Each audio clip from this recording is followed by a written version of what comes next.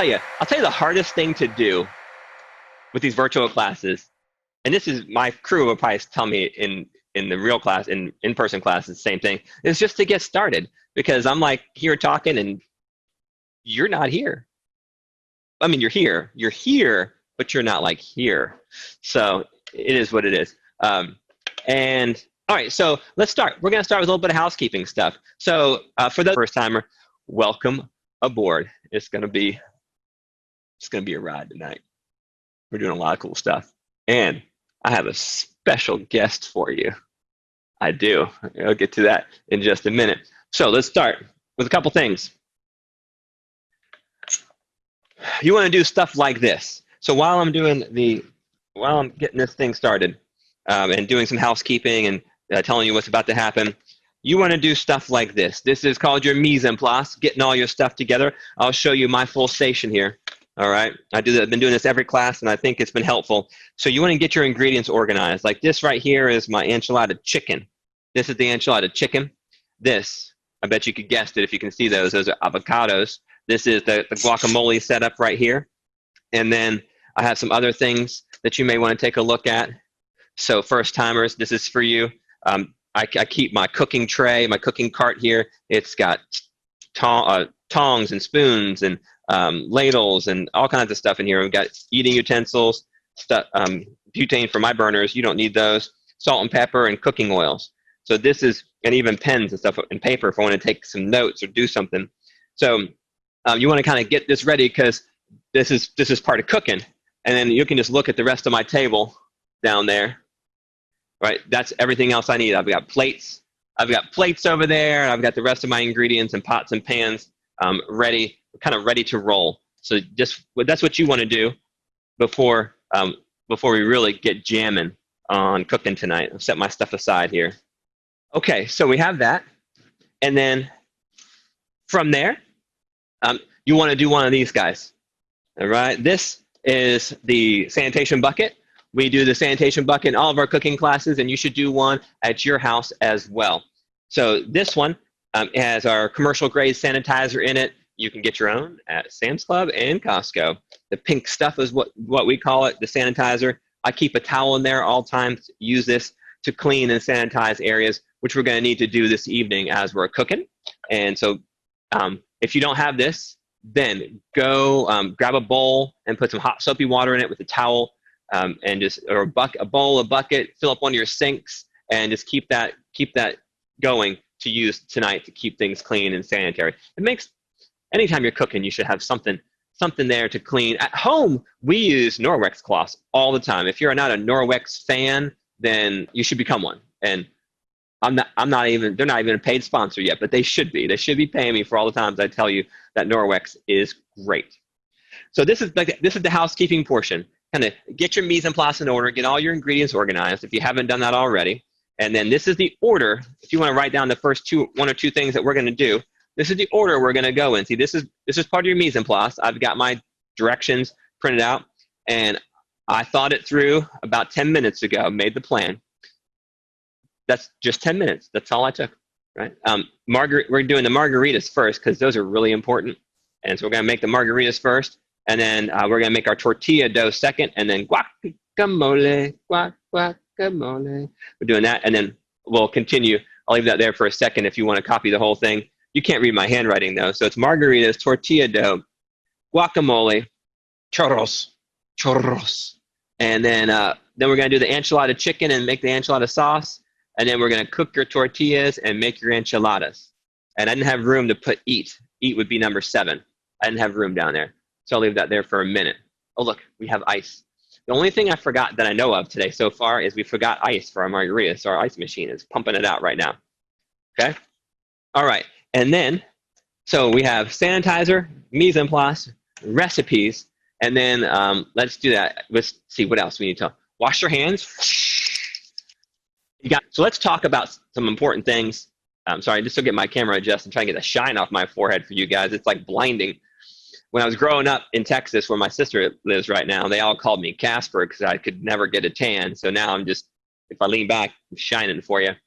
Before we get started, is let's just pray together. Can we just pray together? Well, at home, we like to like hold hands. So I'm just going to, tonight, I'm putting my hand out right there for you. If you want to hold my hand, that'd be fantastic.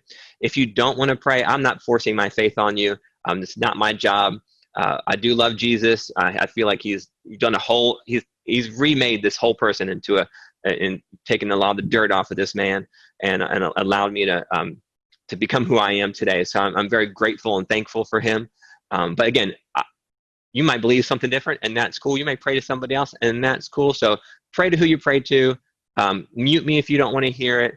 I'm not putting pressure on you on that, but we're going to pray. I'll keep my hand out for you today. If you want to hold hands, we can hold hands. I tickle my kids' hands when we're holding hands praying, and then they can't concentrate. So I won't do that. Anyway, so Jesus, thank you so much for today. And thank you for a time that all these people are coming together so that we can celebrate together. We can just celebrate life. We can celebrate food. But I don't want to forget all those who are in need. And I just pray that we're reaching out to them these days, that reaching out to friends, to family, to who there's so many needs out there from the virus, from tornadoes and storms, and and just everything else we had going on in life before these things started happening. I mean, you got people with heart issues and cancer, and I'm just so thankful that you're able to be here with us. And if you can't, then I pray that some of you who are on this are reaching out and just loving other people. And so thank you for today. I love you, Jesus. Thank you for the wisdom in my life and what you've done for me. And I pray that if anyone out there wants to know a little bit more about you, that they just, they just email me. I'd be happy to chat about it. All right. In Jesus' name, amen. Well, there we go. Are you guys ready to cook? So I got a question up in the Q&A. Charlene, what is the best, safest way to clean veggies, fruit, before using them? All right. So fruit and veggies. It depends on your level of sanitation, how you want to go if you want to clean your fruits and veggies.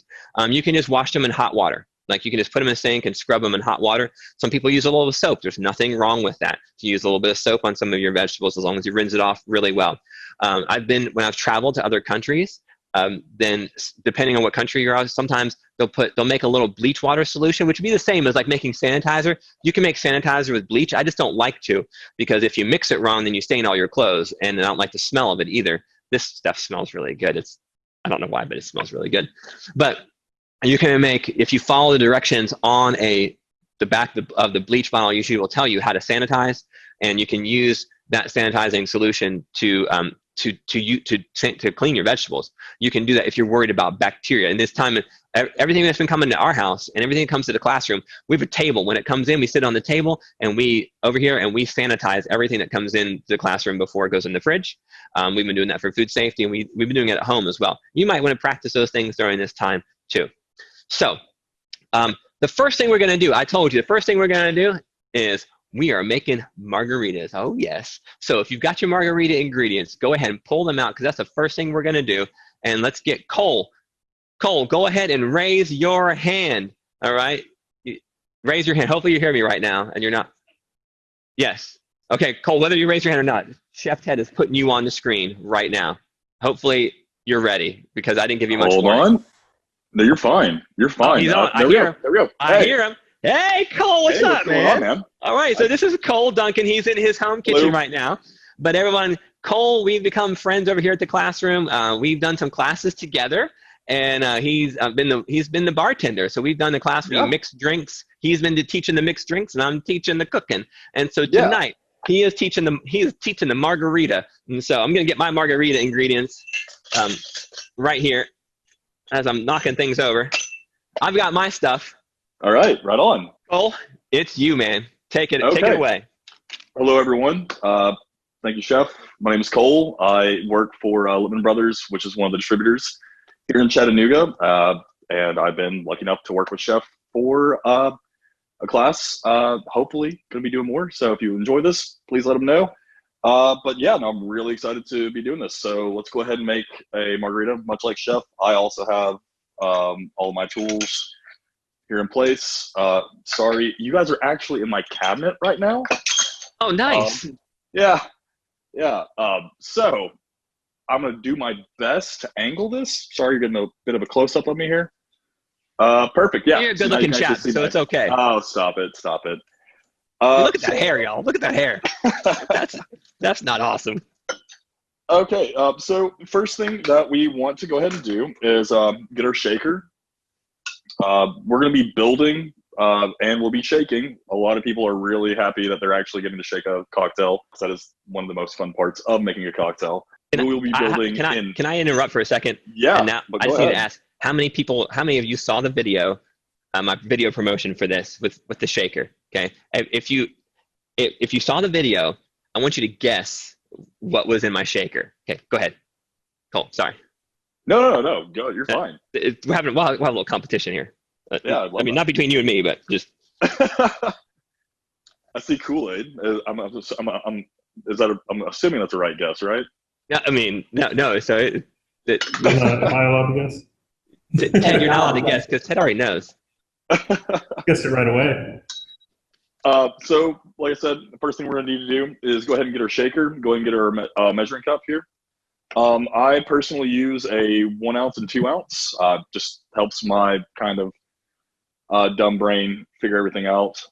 So we're going to go ahead and take 2 ounces of tequila. It does not matter what kind of tequila you use. I personally like to use an añejo or an reposado. In this case, I'm going to be using Mucha Liga, which is a really, really cool bottle. I mean, it's a luchador set. I mean, come on now. I also have Partida up here. My girlfriend prefers the Blanca tequilas, so keep that on stock. But we're gonna go ahead and get 2 ounces in of our tequila. Ted, you having a margarita? Okay, I'm making you one. Cool. There we go. So 2 ounces into the shaker. And then here comes the fun, dangerous part. We need to go ahead and get some fresh lime. So, got a lime here. We want to go ahead and just cut this guy just horizontally, right down. If I'm going too fast, please someone say something in the chat. I have a tendency of running my mouth and not stopping. So please let me know. I'll be more than happy to slow it down. Once we've got our lime here, go ahead and throw it in our press. Get our measuring cup one more time, and we need an ounce of lime juice. So we're just going to press that right into the top. Usually half of a lime will work to get an ounce of juice. Sometimes it doesn't, and that's okay. That's what the other half is for. And in my case, it looks like that is the case. For my folks at home who enjoy salt on the rim of their glass, hold on to this guy. It still has function. I'll get to that in just a second. Salt on your rim, Ted? Okay. All right.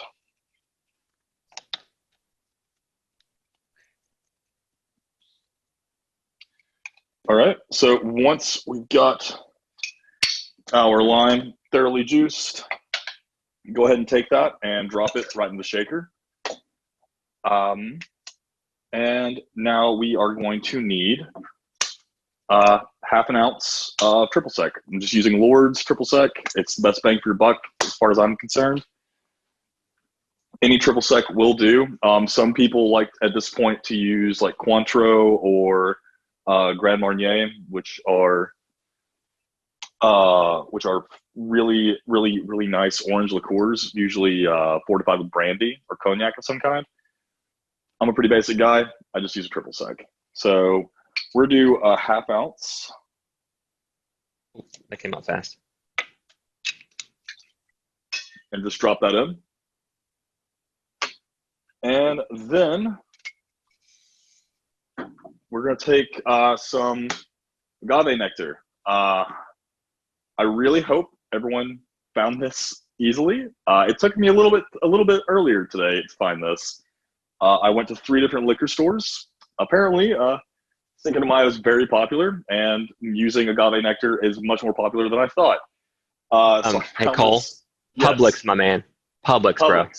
See, I thought so. Publix. I had to find this guy at Target, so I was lucky. we're gonna do a half an ounce of this stuff. This is simply just agave nectar boiled down and with a little bit of water. It's kind of like simple syrup, but instead of sugar, we are just using the agave plant. So we're gonna do half ounce in there. It's a little syrupy, so just make sure that kind of get all that in there. For my folks who like a little salt in their rim, this is your part. So remember we talked about our lime that we used to press. Still a little bit of juice in there. What you're going to want to do, I'll get close to the camera here, is take the lime, and you're going to want to rim the outside of your glass here. Sorry if this glass is dirty. I had to make sure that this recipe was good. You're a good man. I'm doing my best. I'm doing my best. Yep. It's a hard job, but someone has to do it. So once you have that outside of the glass rimmed, we'll have a plate of salt. Any kind of salt, table salt probably is not the greatest. I usually use like a kosher salt, a little bit more chunky. Just your basic sea salt. There are margarita salt mixes readily available. You're more than welcome to purchase those because they come in like a little circle. So all you gotta do is just kind of dip the glass in and move it. If you want to do that, that's totally fine. It's up to you. Personally, I just use a kosher sea salt for my rims. If I do a rim, personally, I don't rim my margaritas. I understand that's different strokes, different folks. Cool. Once we have shift head here. What's up? Some people are wondering what can they do if they didn't find agave. If you didn't find agave, just go ahead and replace that with triple sec. All the agave is doing is adding a little bit of sweetness. That's what we're doing with the triple sec as well. If you couldn't find agave, it's totally fine. Just add a little extra triple sec. It's about a half an ounce more of triple sec, and that should balance out the flavor. At home, sometimes we put a sugar cube or a little bit of sugar in there. Yeah, okay yeah, too? that would work. Okay. That would work too. Yeah, it's perfectly fine. The only reason that I use agave nectar is because tequila is made from agave, and so those flavors really tend to get to know each other a little bit better, a little bit more organically. But if you don't have that, adding a little bit more triple sec, adding a little simple syrup or sugar, that works totally fine. And now we're going to go ahead and grab ice. My apartment complex currently does not have water because they're working on the water vein, so I have a giant chest of ice that I'm going to dip down to real quick.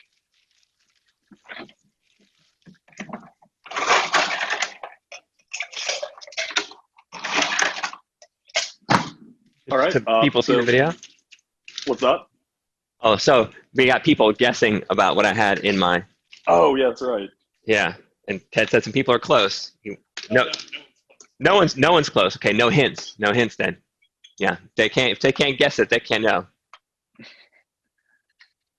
So basically, we've got about half of the. I'm hoping you can see that. Maybe a little bit. If I can block this a little bit. About half the shaker full of ice. We go ahead and pop that on top. And then we're going to shake until you kind of feel the shaker itself frost up. It's going to be a little difficult to get off, but I believe in all of you, trust me. Full way shaking that. Some ask if they can use honey. I think they could. Another form of sweetness, but thoughts? I'm sorry? Some people wondering if they could use honey. I think they could, but your thoughts on it? You could use honey. I would be a little worried that honey is extremely sweet. The problem is you really do not want to overload the actual tequila because a lot of your flavor is coming from the tequila and from the lime. So that might make the drink a little bit too sweet. If you like your drinks on the sweet side, I'm sure a little bit of honey would be just fine. I didn't realize you had these hazards as being a bartender with all this. My hand is frozen. Yeah. It gets a little frosty, doesn't it? It sure does. So if you're using a shaker like mine, usually just a twist helps. Mine is being a little stubborn. If you can get a little bit of air underneath just by kind of striking at the seal, usually that helps it pop off. Otherwise, going for these rags usually helps as well to kind of help you get a grip on it.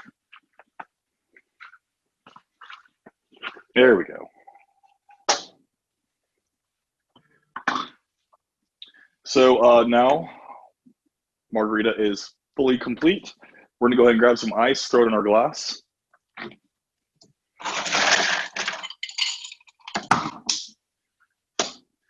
And I am actually gonna go grab another lime to garnish.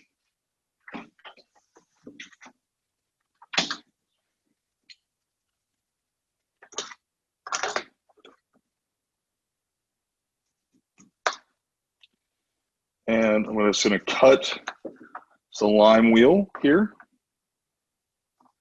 I'm gonna pop my strainer onto my shaker. Make sure she is set, and then that is exactly what she should look like.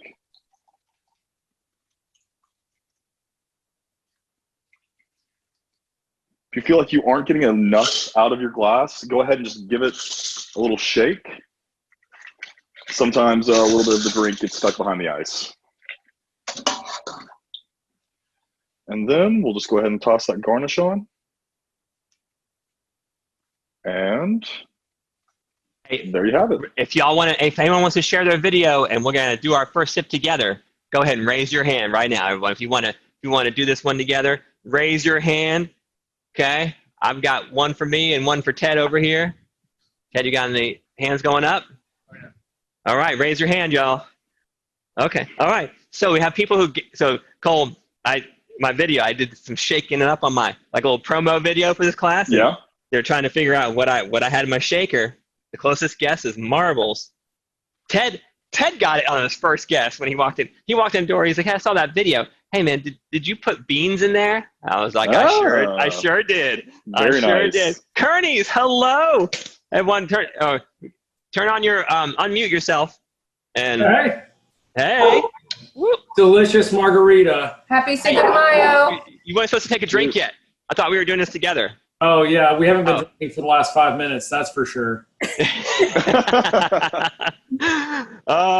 Hey, Julie Gray, are you gonna come on up? You gonna come on and do this with us? Where's my video? Right there.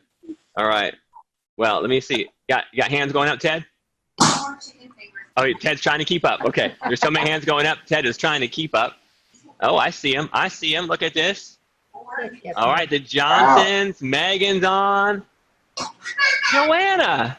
Hey. Joanna, hey, how are you? Way to sport the sweet and savory. Yeah. All right. Look at that. Haven't seen you in a long time. How's life? It's crazy, you know. But Hey, Matt McClelland. We met yesterday, but now we're virtual. What do you think? All right. Y'all ready? Patty, everybody? Oh, wait. We're going. Oh, Ted's turning. He's turning himself on. Hold on. Chef Ted's joining the mix. I got another page. I got another page of. There's my sister. What's up, Steve-O? What's up, Julie? All right, Sky, Patricia, April, the Johnsons. Oh, Keith. I didn't think you were gonna be allowed to be on this thing. I thought I told her no. All right, y'all. Ready, set, cheers. Yeah. Yeah, fake it, Steve. I saw it. All right, y'all. Well, thanks for joining me on this one. Now, we're going to get cooking. So, we're shutting all of you off. Thanks for coming up. That was pretty awesome. Girls to come on down. Oh, and it is good. Cole, everyone, give a shout out to Cole.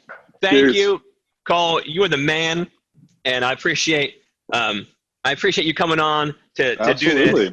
Happy to do it. Yeah, man. Are you? Well, stay on as long as you want to, my man. I've actually got to get some more work done for the company, but everyone else, happy cooking. Cheers. Yeah, happy cooking. Hey, and we're gonna do that. We're gonna do late night, date night, mix some drinks together. I'm working on it. I'm working on it. Okay, everybody. Can't wait. Let's start cooking. The next thing that we're doing, Cole, have a wonderful, wonderful evening, and thank you, my man. That was awesome. Yes, sir. Yes, sir. Everybody, Cheers, get out everyone. your ingredients for tortilla dough. Get out your ingredients for tortilla dough right now.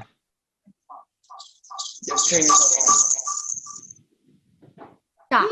Well, where your name? I'm busy. Whoops. Give me 1 second. Okay, Ted's still taking people. Doing next. Let's get cooking. So here we go. I know some of you didn't make a drink, so you're like, are we gonna finally get to cooking? Yeah, we're cooking. We're getting to it right now. So I've got all my ingredients for tortilla dough. So let's follow along. Let's just go and here, tortillas right here. Here's the recipe right up top. It says first, you're gonna mix your flour and your baking powder and salt together in a bowl. So here's my bowl. Here's my flour. Going right in. Sorry, we measured it already. Baking powder. Now this is what you call, most baking powders you'll see are called double acting baking powder. So once water gets in here, it'll react once and it'll kind of start to like make things a little bit lighter and fluffier, because this is what's called a leavener. And so leavening makes, like, think of lift, leaven tar, make things rise. And we have different leaveners that we use. Yeast is one, baking soda is another one, eggs is another one, and just air. Really, all of them are just trapping air so that they can rise. But this one is called double acting baking powder. And so it reacts twice. The first acting is once you hydrate it, once it gets mixed with some sort of liquid in here, and the second is when you cook it. But it's not going to do a lot of rising with our tortillas, and so we're going to add the double acting baking powder to that. And then it says salt, 3/4 of a teaspoon. So perfect. Do it just like that. Just like that. Just kidding. All right, so I have that, and then it says lard. So I am actually using lard at home. You could use butter. You could use shortening or Crisco. You know, those kind of things. That's totally fine. I actually really like my tortillas with Crisco, but I'm using lard today. And then you don't have to, but I'm putting on gloves because I like gloves. And I'm not going to put them. Actually, I'm not putting them on just yet because I need to show you a couple things. And so then next thing it says is you need to get your warm water ready. So 3/8 of a cup. So that is, if 3/8 of a cup, you can measure it with a cup measure. I would use a liquid measure if you've got one. Liquid is different than like a metal cup measure. That's a dry measure. There's dry measures. There's wet measures. But I'm actually going to weigh mine because weighing is just more precise and easier to do that. Because when you're working with a dough, a little bit of extra water makes a really big difference. And so I'm going to do 3. So that's 3/8 of a cup is 3 ounces. So I'm going to get 3 ounces of warm water. And you need to do the same thing. So ready, set, go. Go get 3 ounces of warm water. Or 3/8 of a cup. Coming down here to do mine. I'm watching out for Ted. He likes to. I see him going. He likes to video camera me. He likes to, when I don't even know what's happening. I think he really makes it's fun for him. If you're using a scale, make sure you put your vessel on there and then you tare it, meaning you make your vessel, whatever vessel you're using, that it zero it out so it doesn't calculate it. You know what I'm trying to say. I can't tell you what I'm trying to say because I don't even know. I will say I've never made this recipe quite this small, so let's just hope it works out. Some recipes, when you cut them down or you increase them, they don't always work out perfectly. So we're gonna figure that out. Now I'm gonna take a spoon. So I have all my ingredients. I've got my warm water, my lard, and my flour, salt, and baking powder in here. Give your dry ingredients a stir. And then you want to go ahead and take your lard and scoop it into your dough. Now, if you like yours a little bit fattier, you can put extra lard in there. It would not hurt. And I mean, my sister will know this. When I come down to Texas, this is going to be a drier tortilla sis than you're used to. So if you want them like you get from HEB or whatever, when sometimes you'll buy them at the store, you probably want to add a little extra lard to them. This is a little bit drier. All right, so just FYI for you. All right, so then my hand's still a little dry. I mean, a little wet from get in the water, so just drying it off. You don't want your hands super sticky because it'll just make a mess. So you're going to take your hands, and everyone, what you want to do, you take your hands and put them up like this, okay? And we did this in the class just recently. What were we making, Ted? I don't remember. But here we go. So put your hands up just like this, right? Now, when we start doing this, you're going to take your thumb. This is called flaking, and this is what there's a method called the biscuit method, and you would use this to make biscuits, tarts, and even something like this. We want things to be kind of flaky and soft, etc. So we're going to take your hands, and you're going to take your thumb and go, whoo, whoo, whoo. Sound effects are great. It's part of cooking, sound effects. And so what I don't want you to do is when your hands start to turn, like you see how my fingers didn't move, it's just my thumbs, so it's super gentle. But then if you let your hands start to turn over, your fingers, as soon as your hands turn over, it's hard to do this without your fingers getting involved. And once your fingers get involved, then you start getting, you start developing way more gluten than we want to. So we don't want to do that. We want to keep these nice and soft. So I'm going to take the lard and break it up into some pieces. The streusel, that's right, we do it with the streusel on flank steak class. All right, so you do that, and then take your hands. I want you to, so you break up your lard, take your hands and use your fingers as sifters. So get in here and sift out and find the pieces of lard. And then take your thumb and go, press it off into the dough. Do it again. Press it off into the dough. Right, I'm just taking my thumb and just pressing. All right. Every time you press, push the piece off into the flour. And what this is doing, if you see, it's going to make pieces like that. And those start to become flakes. I can flatten my flake. And that's how you get a nice flaky biscuit or a nice flaky pie crust. So we're going to dip back in, find more lard, and just flake it out. Flake it out. If your lard, every time you have a piece of fat, whatever kind of dough you're doing, when you have a piece of fat covered in flour and you have another piece of fat covered in flour, that's where you get flakiness because they won't cook together. They won't. But if lard touches lard, it just becomes a glob of fat. But when it's separated by flour, that's what gives you the layers of flakiness inside a dough. So you're just going to keep doing this. Just keep finding your fat, flake it. Now, lard is super soft. And when you're doing something that you want kind of flaky, this one, we're actually going to go a little bit further. We're going to make smaller pieces, getting closer to a mealy dough. There's different names. Like if you make all of your fat pieces really small, it's called like size of green peas. It'd be called a mealy dough. If you want to get them, you can leave them really big. If you want really big flaky biscuits, make your pieces really big. But the hardest thing to do when you're flaking is to stop, because it's kind of fun. And you keep thinking, well, maybe I need to do it a few more times. And next thing you know, everything's broken up in just tiny little pieces, and that's not fun. So you want to so I'm there. Mine's done. And you should be done about right now too. So next, I'm going to clean my hands off.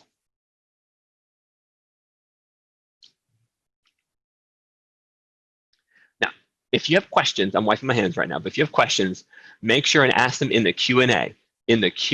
Because I can see the Q&A and I'll be happy to answer any questions you have. If you have any problems, we can solve those too. So use the Q&A function. I'm happy to help if you need any right now. All right, so now you're gonna take all of your flour and you put it to one side. This is what we call a take-home skill. Many of you know this, but you got new people in here. So we like skills. What we'd like to do in the classroom, we love to teach and we love to be fun and entertaining, but I think the core of why we started and why we do what we do is because we want you to learn skills that you can take and use. I would say take home. Usually when you're here, you take the skills home, but you're already at home. So these are skills for you to use at home over and over, and you need to apply them to different things. So flaking butter, you can apply it for biscuits. You can apply that skill for biscuits, pie dough, tart dough, even tortillas, just like this. But then this next skill, you can apply it for making waffle batter and keep home skills. Yeah, these are your keep home skills. You can use this for waffle, any sort of batter, dough, whatever. I always put my dry on one side, and I'll put my wet on the other. Now, on your wet, leave a little bit behind, just in case. Like I'm going to put most of that in there, but I'm going to leave just a little bit behind. And then I like a fork. Okay, a fork. And so right here, get this out of the way. Right here where the wet, the dry, and the bowl, where they meet, is where we start. Now the bowl, listen to that. It makes sound because it's a vessel to store your stuff in, but it's also a tool. It's a tool just like this is and just like a knife is. It's a tool. So right here where the wet, the dry, and the bowl, where they meet, you're going to stir. And this will help lower the amount of lumps that you have in any sort of batter or dough that you're making. Okay, so you should be doing this with me. Are you doing this with me? Yeah. You having a good time yet? I'm telling you, I'm fired up. But I was a little, it's pretty good. And Margarita is pretty good. I was so nervous I messed up the webinar today because I accidentally made it a meeting. So glad it worked out because I was about to just do it as a meeting and then you wouldn't have been able to share your screen and I would have been really bummed. Well, I made it a couple of days ago. I made the link a couple of days ago. So there you go. I'm starting, all my water is kind of starting to be absorbed. And here's where we want to be gentle. You want your tortillas to be gentle. So everyone stop. Stop. Right now is where you get to decide how you want your tortillas to be later. So if you want your tortillas to be nice and soft and and easy to eat, it happens right here. Oh, well, you can always overcook them. We'll talk about that later. But if you want them to be nice and soft, it's important that you don't develop too much gluten. All right. So in flour, look, this is flour. Is there any gluten in here? You know what gluten is, right? It's that good stuff that everyone tries to avoid. I mean, the fantastic stuff that everyone tries to avoid, except for some of you who are allergic. I'm sorry if that's the case. Not making fun of you guys, just the rest of us who try to avoid it. But this is flour. There's no gluten in flour. All there is in flour is two different types of protein, right? And when you hydrate the protein and you add water to it, it could be water, eggs, anything that's moist. When you hydrate the flour and you start to mix it, right? You start to mix it or press it together, then the proteins, what happens? Those two different proteins, they start to bond together as you knead the dough or mix the dough. And when they bond together, now you have gluten strands. Okay, and gluten strands are, if you just take your dough and just pull on them a little bit, all that little stuff that looks like it's kind of ripping, those are your gluten strands. Here, I'll probably move that right there so you can see a little better. So when you're pulling it apart, everything that's holding it together right now, those are gluten strands. And the more you work them, the tougher they get. And sometimes you want to work them a lot to get them really tough. Or sometimes, something like this, like you want it to be nice and soft. And so you don't want to work it very much at all. So I've got my flour just barely mixed in right now. So I'm going to go ahead and scrape my fork. Yeah. Scrape my fork. My hands are going to get a little dirty. Yours are going to get a little dirty. Yeah. And I want you to take, right now I've got kind of like a big dough ball, and then I've got crumbs. Just try to get the crumbs, just squeeze them in a little bit. And you don't want to squeeze too hard. You want to be gentle. Gentle. Use your delicate hands right now. And then take your dough and put it on the table. Scrape all of the stuff out of your bowl. It's in my fingernails. It's fine. Get it all out. Don't waste a thing. Then we're going to knead this for just like 30 seconds. So kneading is we do in 3 steps. First, you fold it in half. Then you press it. Then you turn. Fold, press, turn. Some of you know it. Fold, press, turn. Fold, press, turn. Fold, press, turn, Macarena. Just kidding. Sometimes you have to have dances. So we're going to fold it in half, press it down one time, turn the dough, fold, press, turn, fold, press, turn. And all the crumbs, scoop those crumbs up. Get them in the dough. Fold, press, turn. Fold it in half, press it down once, turn the dough. Fold it in half, press it down once, turn it. Now don't press it hard. I'm pressing really light, really light. And my dough is looking good. Okay, the lighter your press, the The more you need, the lighter you press. So my dough's sticking just to the table just a little bit. That's okay. I might dust with just a touch of flour, just a touch. You're gonna need a bowl of dusting flour for later. So if you don't have one, just go ahead and get one out because you're gonna need it for later. Beautiful. Now my dough feels nice and soft, and I want to keep it that way. So there we go. My dough is done. As far as mixing it, all right? So get your hands clean, put all that good stuff right back in there. Even your cutting board. Now this should make 4 to 6 tortillas. You're welcome to weigh them out if you wanted to, or you can just estimate it. So y'all, I'm grabbing a plastic tray. You can use a plate, whatever you want to. You need something to put your tortillas on. Now, if you read the recipe, it tells you to like let it rest, and then later you come back and you do stuff. But don't read the recipe now. Just follow me. Just follow me, okay? So I've got my dough, and I'm just gonna roll it into a log. If you're like me and you really don't care if your tortillas are all perfectly the same size, then follow me. If you want to be like my wife, for those of you who are new, my wife is Chef Heather, and she's amazing. She really is. She's at home with 3 kids right now, but she's absolutely amazing. But she's the pastry chef. So sweet and savory, it's not just like this really cool name, although it is a really cool name. But she's a pastry chef and does all the sweet classes. And then I do all the savory classes. So she's the sweet, I'm the savory. Although I'm the sweet personality, she's a little salty. Y'all know my joke. It's my shtick, and I'm sticking to it. She would weigh this to make it perfect. Weigh it. I'm not going to weigh it. How many do I want to get? I'm going to get 4 out of mine. So 1, 2, 3, 4. Now, this is a way to, right now, your dough, let's see, can you see that? Okay, let me get a little closer. Okay, watch real close. So I'm going to stretch it out, and when I let go, it shrinks back. That's because it's elastic right now. That means when we worked the dough, the gluten, we worked the flour, and the gluten strands, they bonded together, and then they started to get really tight. But now we're going to let it rest. And when we let it rest, they'll stay connected, but they'll relax. Okay, so Shelly, if your dough is really sticky, but you don't want to overwork it, that's fine. You can still add some more flour. You'll be okay. Just add a little bit more flour to get yours from being sticky, and press lighter. If you press too hard, it'll make it feel sticky sometimes when it's not. So press light and then add some more flour. Robin, yes, if you bought for serves 4, then yes, you should cut yours into 8 tortillas. Correct. I'm cooking the serves 2. We have some people out there that are cooking the serves 4. Sometimes some of you are doing more than that.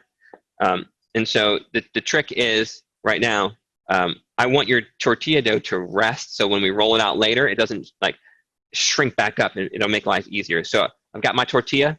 I'm gonna roll it up just lightly into a ball.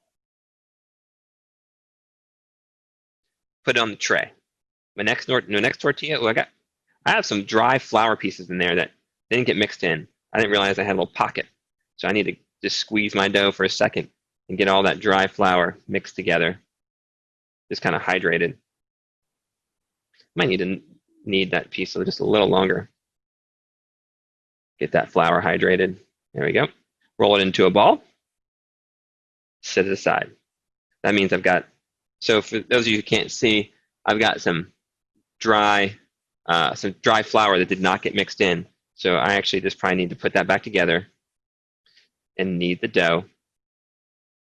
Just a second. Yeah. Now I'll cut that in half. Now I think I saw my sister. Was she chatting like, what size how much do you weigh them? Well, if you really want to be that accountant, sister, that CPA in you, and you want it to be perfect, well, I guess you got the engineering husband, so I guess everything needs to be perfect. I love you guys. You didn't know you were going to be you didn't know that we were going to be, it's the engineer, it's all Steve? Got it. You didn't know that y'all were going to be part of the class like this much, but I'm so excited that you're on. They usually come out to about 1.9 ounces. When we make them in class, about 1.9 ounces is usually 1.8 to 1.9 ounces is what we end up weighing them to be. So if you want that. Okay, the ends of mine are sort of hollow. Should I fix it? Yes. If the ends of yours are hollow, that just means you need to press just a little bit harder when you're kneading. Like mine was a little hollow too with some dry flour in it, and so I went back and just kneaded mine just a little bit. It's tricky when you're trying to just barely knead it enough for it to come together and actually get the right result. So what else? What other questions y'all have out there? Because the next thing we're going to do is if you let these sit out just like this, they're going to dry out and be crusty. So we need to go wrap it in plastic wrap. So go get your plastic wrap, and if you don't have plastic wrap, use some foil just to lightly cover it so that they don't dry out, and then we'll go from there. So or put a Ziploc bag over top of them, something to keep them from drying out. Ready? Go. Wrap it up. Well, y'all, that about wraps things up for tonight. So I'll see you later. I'm going to go drink my margarita.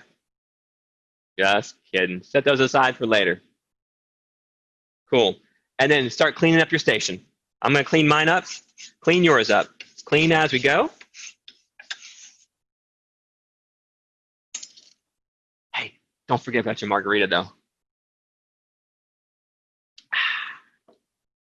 How are we doing? Do you feel successful right now? Did it work?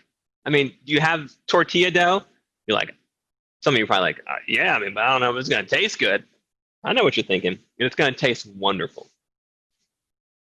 So the next thing we're going to do is make your guacamole. So as you're cleaning up, you want to go ahead and get your ingredients out for a guacamole. Okay, y'all.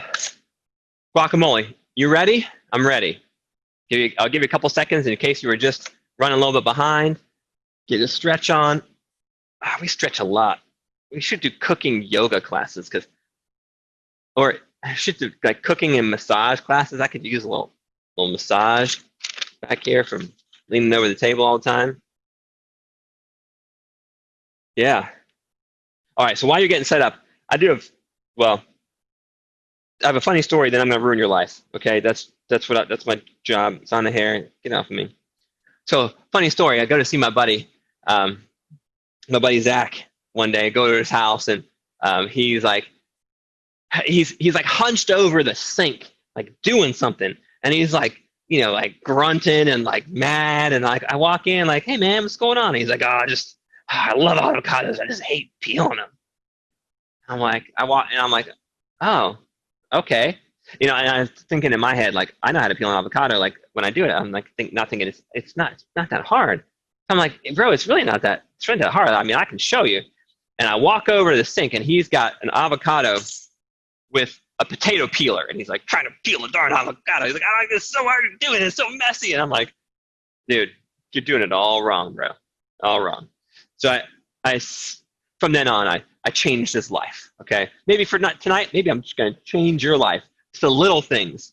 It's the little things, as Lyle Lovett would say. But so here's where I'm gonna ruin your life. It's not my fault because someone did it to me, so I'm going to do it to you. There's a lady online. She does these videos, and I've only seen a few of them. She does them like letters and different fruits, and you're going to Google it later, and what's going to happen is you're going to YouTube it. You're going to watch a couple of them, and you're just going to ruin your life because she does this one. It's like peel the banana, pull it out. I don't even know the words. Okay, but the one it's like. Guacamole, guacamole, guacamole, guacamole. You want to peel the avocado, and it's super. I mean, it's great for kids to learn, but it'll just stay in your head forever. Every time someone says guacamole, that song triggers, and it's my psychosis. So there we go, and I feel sorry for all of you now because does anyone know what I'm talking about? If you know who I'm talking about. Okay, there you go. See, you know what I'm talking about. If you know the lady, you should put it in the chat room so we can ruin everyone's lives together. Let's talk about your avocado. Are you ready? I'm ready. We're going for it. So your avocado, I'm going to teach you a couple of ways to be safe cutting and opening your avocado. Because nurses will tell you, especially nurses in the ER, will tell you there's a thing called avocado hand. It's a true thing. I didn't know it until people started coming to classes, and nurses would tell me, like, there's a true thing called avocado hand. All right, so the first step into the safe way to do your avocado, a lot of times people do it in your hand. And in your hand is not the safe way to do the avocado. So Amy says, yes, she says it's true. All right. So the safest way to peel your avocado is to, well, you hold onto your knife, we pinch and grab. If you don't know how to do that, knife skills class will cycle back on, and you can learn how to. We do a class to teach you how to cut and chop with a knife, and it's a very fun class. But so you hold on your knife and you put your hand on the avocado here on one side, and you just make sure you slide the knife, okay, and you cut in until you feel the core. It's got a big round core. It's probably about that big on the inside, the seed. So you do that, and then just turn the avocado. Just turn the avocado. When you get back, it should line up roughly. Twist it open. Bam. Then you set it down. All right. So avocado hand. This is the first place people get it. They peel it in their hand. They cut it in their hand. Don't do that. The second place people get it is avocado hand. Is they take their avocado and they go ahead and chop this thing. Try to get the seed out right here. Don't do that either. So set it down. Get away from my camera a little bit there. And you take. I like to do it back here. Okay. I don't like to do it with the tip, and I'll show you why in a second. So I go as far back on the knife as I can, and I go, hi-ya! It's like that, and twist. Sound effects are required. And then, the third place people get avocado hand is, especially if the seed is way up here in your knife, they grab the seed and they try to pull it off. When they try to pull it off, bam, right there, they cut themselves. So instead, just take this hand and put it behind your back. Take your thumb and just go, boop. Super easy. Okay, Ted likes to cut it right in half because he uses brute force. So I'm going to show you one more time. Don't throw your seed away. Do not throw your seed away. Okay, so take the avocado, put it on the table, cut into it, turn it, take it all the way around, twist it, set it down, and ready? Hi-ya! Just like that. Oh, that one didn't want to go. That's where a lot of times people would cut themselves. They're holding it. Right? So I'm going to do it again. Turn slow. There we go. And then take your thumb and push off the seed. Should be that easy. Now, next place people get avocado hand is they try to take their knife and they cut it right in their hand with this sharp knife. Don't do that, y'all. Come on. Let's be smart. If you're doing sliced avocado, I recommend to get a butter knife. Because look, a butter knife, the only thing it cuts is butter. Right? And you can use your butter knife to cut your avocado. So then if you actually cut through the skin, you won't hurt yourself. Now that's just a bonus tip because we don't really need to do that. I mean, you can. If you want to, we can kind of get it started and dice it up. But I don't really need to do that. What I'm going to do is grab a spoon and just scoop my avocado out. Scoop it out. Get all the good stuff out. So scoop that out.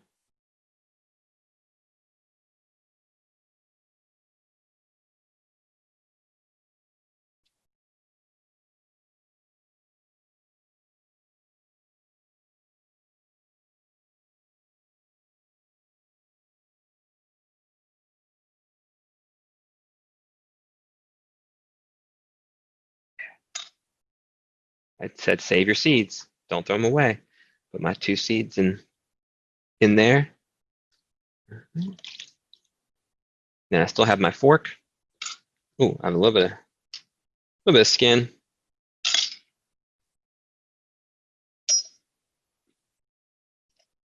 And what I want you to do now is you need a little bit of an abrasive. It'll help you. So this is a good place to start seasoning. So you're going to take a little salt. I'm using some kosher salt. Put in there. I'm not doing a lot, right? Just putting just a touch because we'll put more in later. And then we are going to smash. So it's your choice right now. This is your choice. If you like your guacamole to be really smooth, smash the daylights out of it and make it really smooth. If you want it to be chunky, leave it chunky. If you like it to be like cubed up, you could have just I guess you could have just diced it in there and tossed it in here and left it alone. I like mine to be kind of in between. I like some smooth parts to it, but I like a little chunk to mine as well. So I'm going to give mine a light smash. knowing that something is going to happen to it later, meaning we still have to mix in salt and pepper, jalapenos, garlic, onion. We still have to mix in cilantro. We have to mix things into here. So I'm actually going real light right now, just barely getting us started, knowing that it's going to get mixed a lot more. So I might as well just kind of do that and leave it. So again, now here's where even while we're prepping other things, we don't want this to turn brown on us. All right, we don't want to oxidize, is what we call it. So take your seeds and put them in there. Your seeds are full of antioxidants. Some people pulverize these and put them into smoothies and things. I have yet to do that, but I've heard of people who do that. So there you have it. And so if you can, when you make guacamole, keep your seeds. And then I'm going to get some plastic wrap and show you what I'm going to do. So there's my plastic wrap. I covered it, and I'm just going to press it in. And just get the plastic wrap to touch. Keeps it from turning brown so fast. Right? Because we don't have any acid in there. The acid from the lime juice will help keep it from turning brown, but we don't have any acid yet because we haven't done that part. I should have told you, if you had a juicer from earlier, don't wash it. We're going to use it again. So there you go. You have that. Set those over there. We might use them again. Clean your station, and we're gonna do some cutting and chopping next. That sounds fun.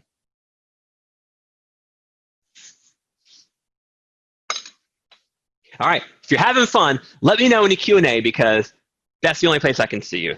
Okay, let me know in the Q&A if you're having a good time. If you got any questions, I'm here for you. And if I don't know the answer, I will fake it as much as I possible. That's what I do with most of my life as it is. I've been faking it. You would think I'm tech savvy but then you would realize how much of a lie that was in the 10, 15, 20 minutes before the class started. You would see me in freak out mode. Was I in freak out mode? I mean, yeah, look, it was freak out mode. It was quiet freak out mode. Yeah, it was legit freak out. Okay, are you ready to cut and chop? I am. I'm definitely going with gloves now. I said it like 3 other times, and I lied to you. But I'm definitely going with gloves right now because I know the margarita is great, isn't it? Now, you're anonymous. I don't know who you are. You come up as an anonymous. If you want to share your name or just say anonymous, that's fine. I thought we were friends. Or maybe we're becoming friends. But hey, Sandra, the Sandoffs, is the whole family cooking? Y'all having fun? Give a shout out to Callie and Jeff and everybody over there at the house. So here we go. Oh, it's Wendy and Jim. Okay, cool. So we've got a couple of things. We've got garlic. Now, we had a couple extra orders come in for ingredient pickups. So you got all my jalapenos. So I'm using a red chili, which will still be really good. So that's what I've got. And the principle of cooking it, cutting it, and chopping it will be the same. So let's go ahead and just jump right in. So I've got some onion here. It's just a little slice. You see there is a core right there. You can see where the core comes into the onion. I'm going to cut that off. I'm going to take the peel off. And I'll show you a little bit more how to cut the rest of an onion. We have a bigger piece that I'm going to use a little bit later. But this guy, he's going to fall over. I want it to be pretty small, so I'm just going to flatten it and cut it into thin strips. Now there's a little piece I need to take off. Ted's coming in with the close-up. I don't want to smell like onion every day of my life, so I'm wearing gloves. So I'm cutting the thin strips. I'm going to turn it sideways, and then I'm going to cut it super tiny, as small as I can. If you like red onion, you could do red onion right now. If you don't like onion, just leave it out. Look at that. Nice, small pieces. If you don't have knife skills like this, I can show you how. I know I mentioned it a little bit earlier, but hey, I'm learning every virtual class needs to be infomercial for the next virtual class. That's just what happens. So I've got my onion. I'm just going to set it aside, nice and diced. I realize you might still be dicing right now because your knife skills need some work. Okay, all right. Ted's doing the close-up cam right now. Cool. So the next thing is your tomato. So do I have another one in there? Hold on, y'all. Just stay right there. Do I have any left over?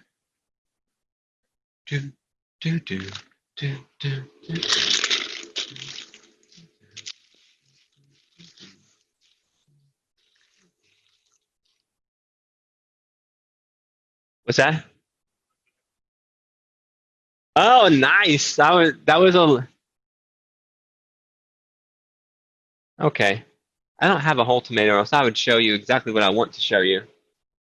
But like I said, we had a couple extra orders come in, so I gave them some of my stuff. Well, anyways, I'll show you this one. We ready? So here you go. You have I'm just gonna barely shave off that end. Barely shave it. Don't waste, please. Right? And then for this one, I'm just gonna take my fingers, my thumb here, and I'm gonna scoop out. Like I don't want my guacamole to be watery. So there's a lot of water in the seeds. Right? Now you could put those seeds and you could save them and put them in a sauce or something like that. But I'm basically just scooping all the juice out and have just the flesh is left. I was going to show you how to do that with a knife. There's another way to do it with a knife, but since I don't have a whole one, I can't do it. And then from here, I'm going to go, I like all my stuff to be somewhat small for my guacamole, so I'm going to cut thin strips. You see the strips? When you're cutting, this is when you choose the size. You don't choose the size later by doing this nastiness to your food, okay? You should choose your cuts right now. All right? I'm choosing the size, the finished size I want my tomatoes to be. And then I'm going to line them up, turn them sideways, and then I'm going to come back, cut across.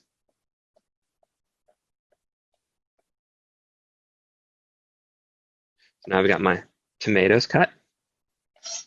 The next thing you see, I'm saving my jalapeno for the end, and there is a reason for that. So this is the only one with 5 still? Okay. So see that guy right there? Right. I can't see your hands there. Okay. So there's a little, that end, cut that off. Those of you who've been on classes already, you know that I was just about to say that. So there you go. So we take that off. And then this one, you got a couple different things you can do. On this one, I can dice it, I can mash it into a paste. I can do a lot of cool stuff to it. And so I'm probably going to mash this one to a paste. So I'm going to take my knife, right, turn it sideways, slide your hand off the cutting board just like that. Right, again, so as you see, look at this. Anytime you turn your knife sideways and your knuckles are on the cutting board, look at it. This is as far down as you can go. You got this empty spot, so it forces you to use the end. You got no power down here at the end. So put your tip down, slide your hands off. There. Now it's nice and flat. Put your garlic under there and smash it. And then from here, I'm going to give it a little chop.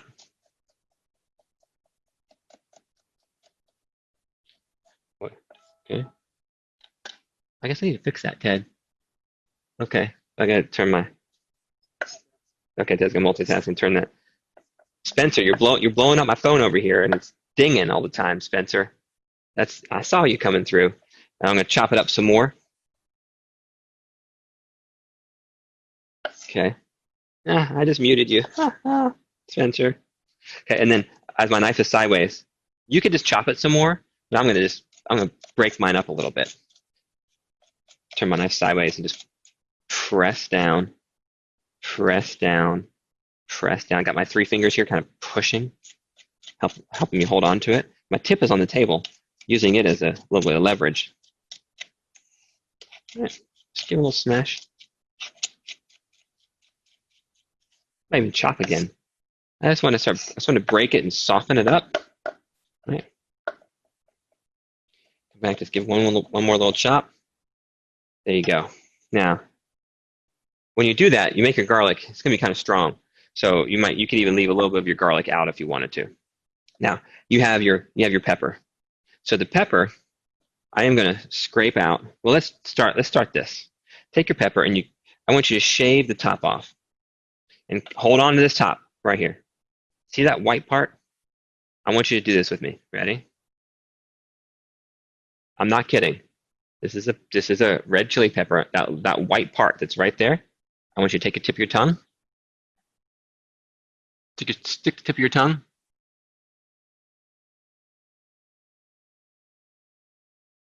On the white part.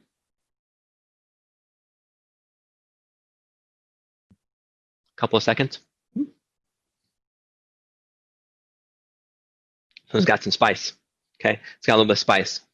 Now that's a secret trick I learned in the past couple of years, that if the flesh has a lot of is spicy and you eat it, the oils in there hang around your mouth, and it's the oils that are sticking around your mouth that continually burn and burn and burn and burn and burn. But if you use the white part, there's no oils in the white part, and so you'll be able to gauge the heat of your pepper without the oil that sticks around to burn your whole mouth. And so that's how you can test your peppers beforehand. So you can do that, and then if you like it really spicy, keep the seeds. If you don't, take the seeds out. This red pepper is probably spicy enough for me to leave the seeds out. And then I want this to be really small, really, really small, so that it distributes nicely in the guacamole. Some people like big chunks. That really is your choice. All right. So here my personal preference is to be super small. So I'm shaving this guy as tiny as I can get it. You doing it just like this, just as fast and everything? Okay. Right. Now line it all up, turn it sideways, and then cut it across, nice and small. And the next thing we're going to do is we're going to get our cilantro ready. Cilantro, you need to wash it because cilantro is full of dirt. And so we're just going to rinse it. We're going to put it in a little basket, and we're going to rinse it. So, and there's actually, I'm going to even show you, I'll show you a different method. Yeah, the smash, we can recover smash. Okay. So smashing the garlic, I took the garlic clove, the whole clove, imagine it's a clove, and I put it right there. Took my knife, slid it off the edge, so slid my knuckles off the edge, and then I smashed it right there. If you put the garlic clove here, put your tip of the knife down and press on it till your knife bends, like pressing hard. And then once you put your garlic clove there, you just bam, smash it, right? And then if you want the rest of it, this part here, I take my knife and press down. Press. My wrist is turning, twisting, and I'm just pressing the edge of the blade down. You hear it working its way through. All right. So whoever asked, hopefully that's helping you right now. Okay. Now, Ted, you want to keep that mobile? Let's do that. Bring it this way. I'm going to show you two different things.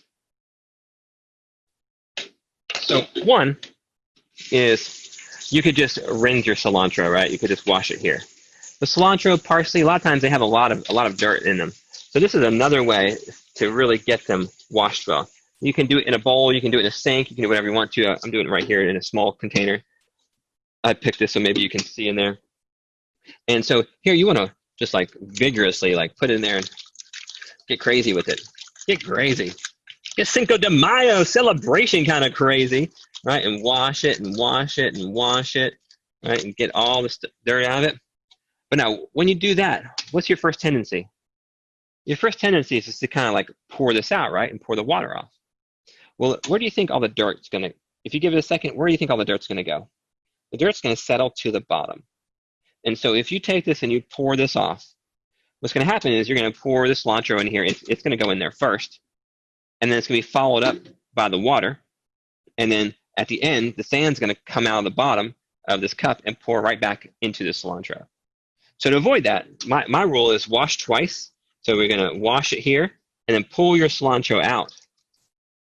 Pull it out and leave the dirt in there at the bottom and pour that water off.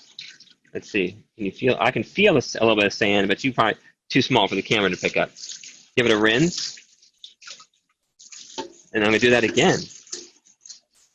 And this depends on how dirty your herb might be. But yeah, I'm going to wash it again. I guess it's kind of like us, when we come out of the womb, we need to be washed as babies, right? But then hopefully, later in life, maybe you come to know Jesus and you're washed clean. You're washed clean again. For those of you who know what that means, that's a pretty beautiful thing. And I got to deliver a baby, and so I saw that part too, and so that was pretty awesome. And that is a true story. I delivered my youngest. I yanked her out of the womb. True story. And it wasn't an emergency. It was planned. Okay. Now I'm just taking some paper towel and I'm drying that off a little bit. Makes it easier to cut. So let's head back to our stations.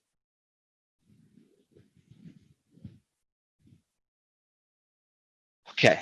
So this one needs, you need to pick it. So you can pick some of the big stems out. I'm going to chop it up pretty fine.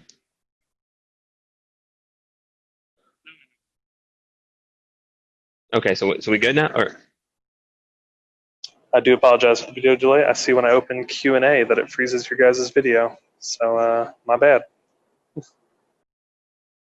okay. So there we go. We're learning. And so I'm picking off any of my big stems. All right, picking off all the big ones. Now, cilantro is one of those cool stems that you could eat it, right? So Zane said they can't see me, they cannot see me up here, or no?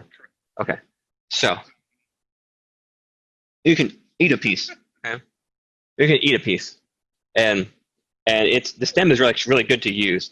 But for what I want to use it for, it's I just don't want the look of the stem in my food. But if I was making a pesto, I would in a heartbeat use all that stem, puree it up, and use it. Now we have cilantro for two different things today, so I'm gonna go ahead and just put it into a ball. I don't want to cut it. Actually, I'm not gonna cut it all that small. I'm gonna slice through it. Make sure your knife slides through, because if you just go up and down, you break all the cells, and it makes it look watery and dirty, and that's not what we want. So make sure you slide through your cilantro all the way through. Line it up, turn it, and then go through one more time. I don't want to see any of you do this choppy thing. If you're doing that, just turn off the Zoom right now. You're out. You're out. You can no longer cook with us. You're done. You're done. You hear me? Just kidding. Just kidding. So take half of it. I'm gonna do half is gonna go in my what are we making? Guacamole, and the other half is for my chicken. Okay. There we go. We're back to guacamole. Or back to the avocado, I should say. We've been on guacamole this whole time. Take your seeds out. And just put your stuff in. All right. Tomatoes are going in. Cilantro's going in. Onions going in. Jalapeno, or whatever pepper you're using, is going in. Garlic.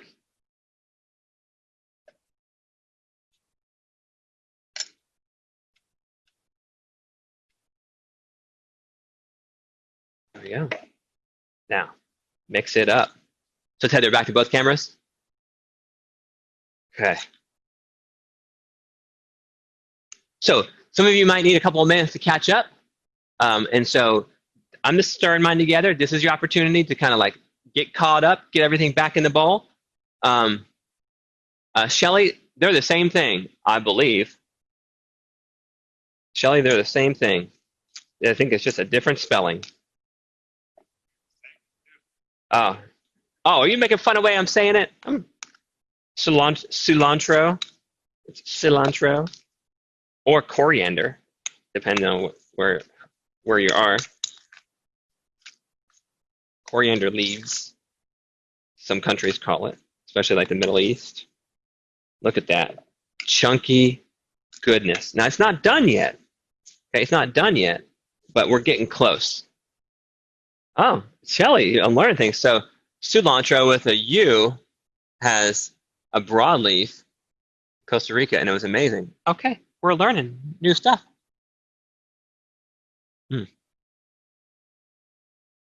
Cole, I don't know if you're still on, but this margarita is the jam. That's good stuff. Nope, okay. Now, everybody.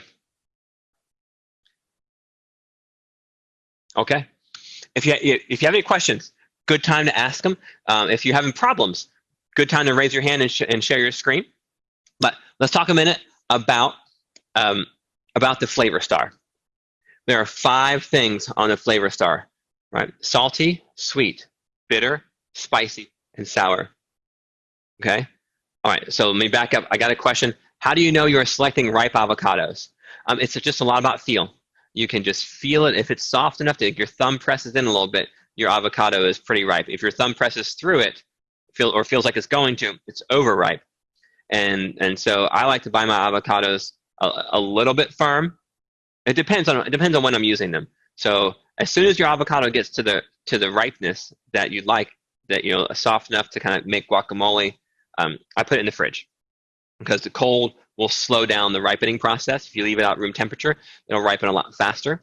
And if you really need them ripe fast, you can methane gas helps to ripen them. So you can stick them in a paper bag with an apple, and it'll release some methane gas. And some of you are thinking there's other ways to get methane gas, but just keep it family friendly. Yeah, I know what you were thinking. I mean, my mind reader is going on right now, and so put it in a paper bag, and let it with an apple or something, and it'll help ripen a little faster. So thank you, Rika, for teaching me that trick.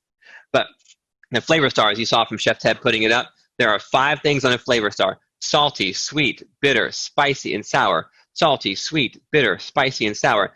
You have 5 areas of your mouth. You have salty, sweet, bitter, spicy, and sour, right? And so with the 5 things, okay, with those 5 things, we're gonna flavor star this really quick, and then I guess we have a lot of other cooking to do, so I can't talk too much. But so quickly, just to tell you what I mean by flavor starring this, there's a difference in my book. There's a difference between salting something and seasoning it. Okay, salting something is where you add salt to something that's already cooked. Think potato chips. Think French fries. Think like roasted salted nuts. When you put those in your mouth, the first thing you taste is salt, and then after that you might taste the food, depending on where you get your French fries from. You might taste the food. It just depends.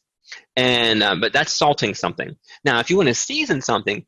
Seasoning something is using salt and other things from the flavor star to enhance the flavors, to bring the flavors out of this bowl and let them jump into your mouth so you can taste them. Because right now, here's what's a really neat thing to think about. Right now, there is a lot of flavor in here. But if I tasted it, it won't taste like much at all. Because salt is that first ingredient that you need. It's a chemical that helps bring all the flavors that are here, and it helps your mouth translate those flavors into flavor. All right, so there's a couple questions in Q&A. Let me check them. Public said cilantro and cilantro. Oh, okay, cool. Awesome. I didn't know that. I did not know the difference. So, Shelly, thank you. So I guess, y'all, there's a difference between cilantro and cilantro. And I'm going to have to look into that. That sounds pretty cool. Okay, so cilantro is longer leaves. Okay, cool. We're going to learn about that. All right, Robin said, Keith, gosh, Keith, you're a heckler. You're a heckler in the Q&A and in class. You don't take them into the bathroom and do anything like when you want the methane gas, don't take your avocados into the bathroom. I'm going to leave it at that. Follow my directions, not Keith. All right, so Michelle, you didn't get yes, I can send it over. Yeah, we can do that. Absolutely. So everyone, I sent out the emails like 2 or 3 times. Actually, this time 3 times. I sent out the emails 3 times to so that, because sometimes people seem to be missing the emails that come with the recipes, and so it was attached to any emails that you got from me about. So if you got the Zoom link, Michelle, if you got the Zoom link, you should have the recipe. It was attached to that Zoom link, and so hopefully that helps you right now. All right, and so here we go. The flavor star. The first thing about the flavor star is you understand the difference between salting and seasoning. We just talked about that. Salting. The salting is where you taste salt first and then you taste food maybe. Seasoning is where you taste the food and you really don't taste salt. So that's the goal we're going for today, is seasoning something. And so let's first identify the flavors we have, what we have of the flavor star in this recipe. So avocados, are they salty, sweet, bitter, spicy, or sour? Well, avocados can have a little bit of sweetness to them and they can have a little bit of bitterness to them. So it depends on their ripeness. Tomatoes, right? What are tomatoes going to have? Tomatoes, depending on if they're vine-ripened tomatoes, it could be sweet and a little bitter as well. But most of these, in this time of year, they're probably going to have this little bit of bitterness to them. Garlic. Well, garlic when it's raw, has 2 things. It's spicy and a little bitter. So now we have bitter. We have a little bit, maybe possibly a little bit of sweet, and we have spicy. Cilantro. For those of you who like cilantro, it will give you an earthy tone, which would fall into the bitter category. For those of you who don't like cilantro, it tastes like soap. Madeline. I know what you're saying, Madeline. I know right now you're saying, I hate cilantro. It tastes like soap. Oh, it's so disgusting. I can't believe people want to eat it. Right? You know what I'm talking about. You know. You Gonna know. ruin that perfectly good guac with cilantro. Yeah. That's what she's saying. You can ruin that perfectly good guacamole. I know. I got you. I got your number. And then onion. Onion can be sweet a little bit. They can be a little bit bitter. Sometimes they can be a little spicy. They can have a little bit of three. Jalapeno, of course, can be spicy. Limes, sour. So we have and then salt and pepper. What do you think salt and pepper? What do you think salt is? I know. Salt. It's salty. Come on. That was a trick question. So so what's cool about this recipe is we have something from all 5 pieces of the flavor star. And now not every recipe has all these 5 things. Right? So I'm going to go a little long real quick. Madeline, I'm not so mean. I'm not. I promise. Not every recipe has all 5 things. So if your recipe is missing one of the 5 things of the flavor star, don't run out and get something that's not part of the recipe and put it in there just to have all 5. Don't do that. That's not the goal right now. The goal is just to understand what's in the recipe before you start seasoning it. So now I know that I've got all pieces of the flavor star in here except for lime juice, which I'm about to put in. So now let's just go ahead and give it a taste and see where it is before we start seasoning it. Okay. All of you do this with me. Give it a taste. Right now, it's just a bunch of stuff mixed together. I have some crunchy from the onion. It doesn't have a whole lot of flavor. So I'm going to go ahead and add a little bit of lime juice. That's going to get us started. But what we want to do is take some salt. I'm going to sprinkle some salt in. I'm going to sprinkle just a little bit of pepper. Now, if your jalapenos are spicy, don't add the pepper. I'm going to mix that in. Mix that. I want you to taste it.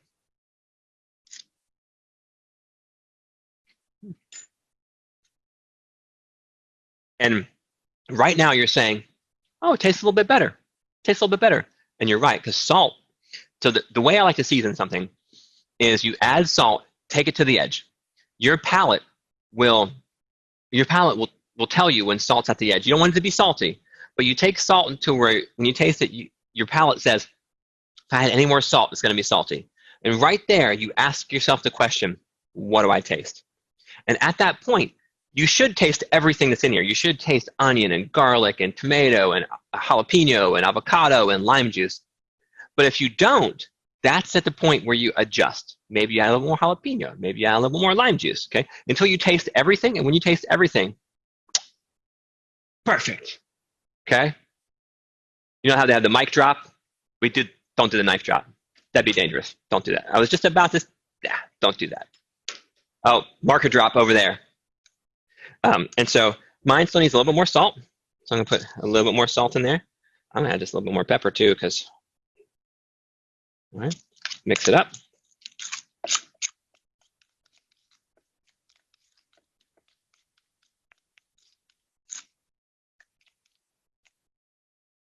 And then, oh, missed. There we go. Now that's good. I like a little bit more lime juice. That was fantastic right there. If you've got chips, I know probably some of you have some chips lying around. You can do a little try it up. But save some for later. Oh, head. That's good. Bomb diggity. Let me know how's yours taste. I gotta take care of my producer. He needs a little. Okay, I'm eating too much already. You good? Put your. Nice. Tell me in the chat room, in the Q&A, wherever you want to. The flavor star. Did that just change your life? That's how you season food. That's the difference between 1-star food and 5-star food. It's not where you get your ingredients. I mean, sometimes it is. But learning how to season something, that's a principle you can use over and over and over. So I know I totally ignored Madeline's talk on that one, dirty dishwater. And so put your avocado seeds back in here. Put some plastic wrap on it. Now we're going to do a double wrap. Watch. Flavors are forever. Oh, hashtag flavors are forever, Ted. So the first, so this we're going to do a double wrap. The first one is put your plastic wrap in and push it down, all touching the guacamole. Keep it from turning brown some, and then we're going to wrap on top. And that also is like Fort Knox, help keep you out of the guacamole while we're doing the rest of the cooking. Because I know you're hungry, but we're not eating till later. So there you have it. All right, get cleaned up, y'all. And we're going, get cleaned up. We're going to make churros next. Churros. I know I just butchered the pronunciation of that, but such is life. So get your churros out and let's get going. Let's get your churro on. Ted, there's a pun right there. You're going to jump in? Cheer on. Let's cheer on. Cheer. Whatever. Yeah. I was just trying to get you. No, I was trying to get you in it, man. I was trying to get you jazzed into the chatters. All right, Ted's chatting away with you guys. That was too late, Ted. I mean, the time it is past. All right, so clean your cutting boards, clean up your station. I'm actually done with my cutting board for now. I will come back to it when we do a recipe later. Everyone, leave your guacamole out at room temperature. And I'll tell you why in just a second once I grab something I was missing. So cold temperature hides flavors. And so if you want cheese to taste really good, let it warm up to room temperature before you eat it. If you want your guacamole to stay tasting fantastic, leave it out at room temperature. Because there's my German pastry chef in the culinary school, he'd stand at the table when he'd bring stuff for you to eat. I can't do German. This is my German. Take it or leave it. And he'd stand at the table with his hands like this, and he'd bring stuff to you to eat and taste. You know, you bring stuff to him, and he would go, and if it was cold, he'd be like, "Oh, cold hides sweet. Cold hides sweet." And he'd push the plate away. Okay, so cold hides sweet. Your cool experiment for you that you've already done. You just didn't realize it. You've had a cold Coke on ice. I mean, it's good that way on ice. But then you've had a warm Coke, and a warm Coke is a lot sweeter, isn't it? It's the same Coke. There's nothing different. You think it's maybe not as sweet when you put it over ice because ice is watering it down. That'd be wrong. I mean, yes, it could be watering it down, but it's just cold hides the sweetness from your mouth. So there you go. Guacamole is gone. We need it for later because I didn't think we had enough time in this class. We were making a lot of stuff to be able to make rice and all this other stuff that goes with it. But here, y'all, I've got some oil. I just put like a cup and a half or so vegetable oil in a pan. I'm gonna go ahead and put it on my stove. Start heating up. You should do the same thing. This is for our churros. Start getting that puppy hot. All right. The rest of the things I have, you're going to need a plate with paper towel on it. That would work out nicely. Okay. I'm going to use a slotted spoon. You could use tongs. You could use anything to kind of safely get something out of your hot grease. I'm going to set that aside. And then, let's get a drink, y'all. Cheers. All right. Then I need my recipe. Make sure I have everything else I need. Because you need another small pot. Another small pot and a wooden spoon. So your ingredients, small pot and a wooden spoon. And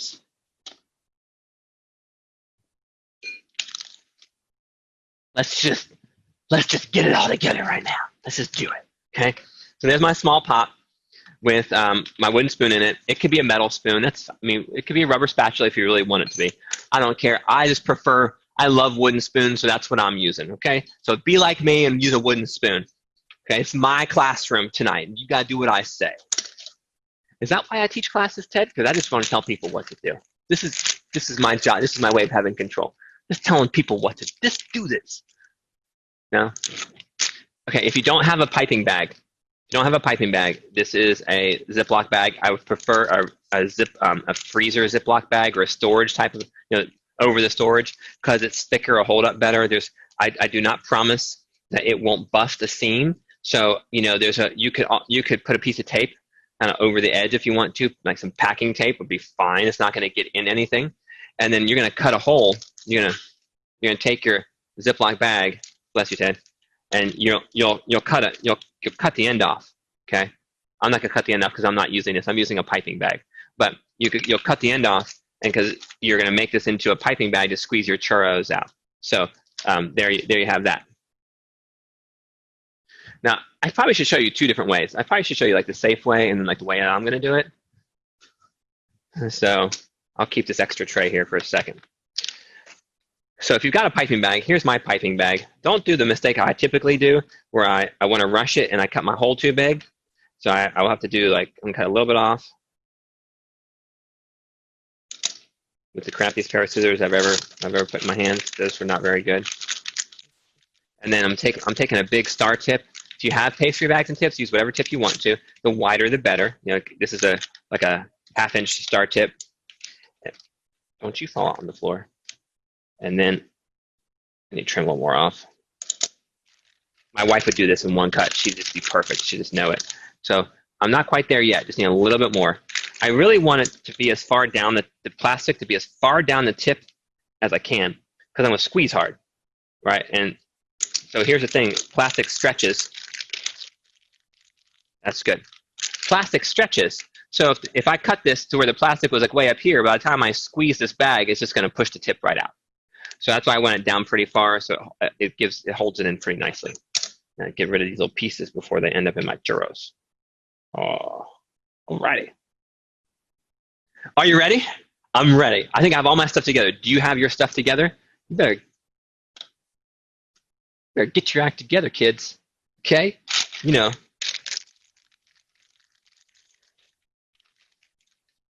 Jules, do you remember growing up together? My sister always had her act together, and I didn't. Yep. Now look at me. Still don't have my act together. Okay? And so here we go. No telling stories about me in the chat room. I know stories about you too. Just saying. So let's review our recipe before we get started because there's some important things.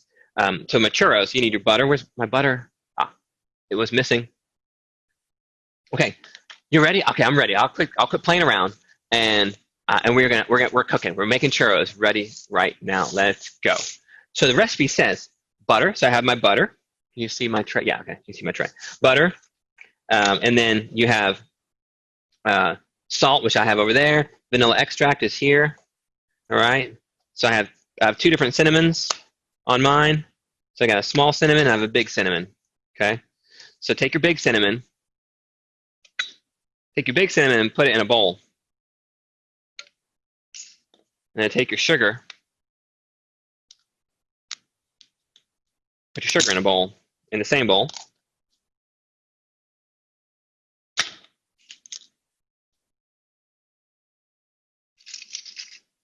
Give that little thing a stir, okay?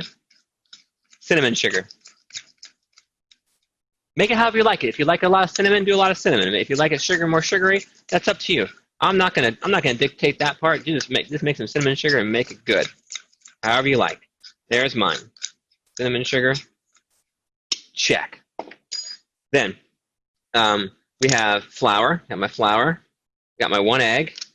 And then we need to get some water. So that is a half a cup, by the way. It's a half a cup plus 1 tablespoon. Oh, yeah, Robin, so those of you who bought ingredients from me, you probably have 1 cinnamon. So if you measured ingredients, if you got ingredients from me, you have 1 cinnamon. So you can take a little bit of cinnamon out of that one for the churro recipe, and then the rest of it goes in with your cinnamon sugar, okay? So I just put it all in one container. It's just easier that way. Take a little bit out, and you'll be good to go. Now the water, I need a half a cup plus 1 tablespoon. Everyone, go get it. Go measure out a half a cup plus 1 tablespoon. Now let's follow the recipe. It says bring the butter, the salt, vanilla, and cinnamon to a boil. Quick tip before we get started. we're making, some of you are making a very small batch, So the longer you let it boil, or the higher the heat, the quicker you're going to lose moisture, and your recipe is going to get all weird. All right, so we need to just barely bring it to a simmer. So I'm going to go ahead and put my water on. So the water, the butter, smashing it up a little bit. Water, butter, cinnamon, and then say what else? And the vanilla. All that's coming to, I'm going to bring that to a boil. So turn yours on, and let's bring it up. Okay, what else? Now let's go down the recipe and see what happens next. So we bring the butter, the salt, the vanilla, and the cinnamon and water to a boil. So we're working on it. Just add the flour and cook, stirring constantly with a wooden spoon until it forms a smooth dough, about 2 to 3 minutes. Do not listen to the recipe. We're making a very small amount. 2 to 3 minutes would be way too long. Way too long. So just follow me. Just follow me on this one, okay? Because if you're making a large batch, you need more time. But the smaller you make something, the less time you need. Fire alarm, Kathy. I can't help you. I saw that in the chat for a second. Turn it off. Everyone, turn off your fire alarms. That should be part of. Actually, that cannot be part of the housekeeping. That would be dangerous for me. Yeah.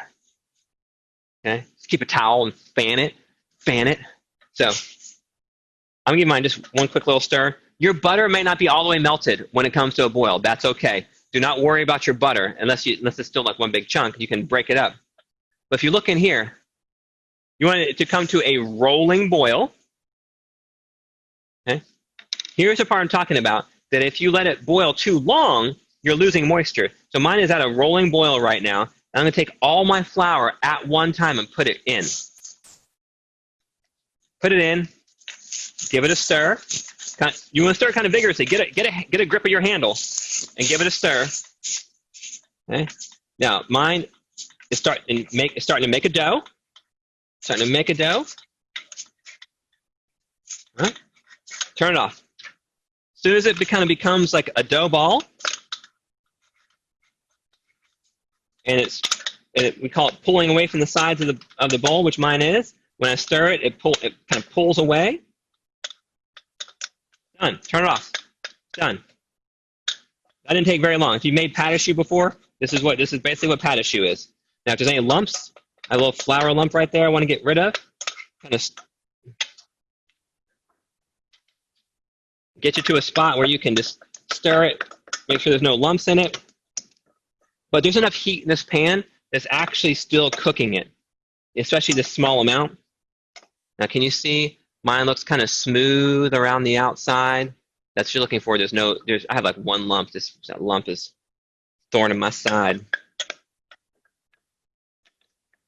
Okay. So that is done. Now, well, I'm going to set that aside and check on my oil here. Now, I was nervous to do deep frying on virtual class. I was nervous. So I want you all to be extra super safe. You probably want to designate somebody to help to stay on churros. So here's mine. I'm going to set mine. I need to move it. How far can I go? And you can still see it. Probably about right there for the moment. I've got my sugar. All right. Then the next part of the recipe, now that your dough is smooth, is you crack your egg, which mine's already cracked. I'm going to take my egg and I'm going to break it up. Are you with me? If you're struggling right now, we need to know. But this should work out pretty well. You should be really good right now. I'm going to take half. I broke my egg up, and I'm going to take half my egg, put it in here, and I want you to stir.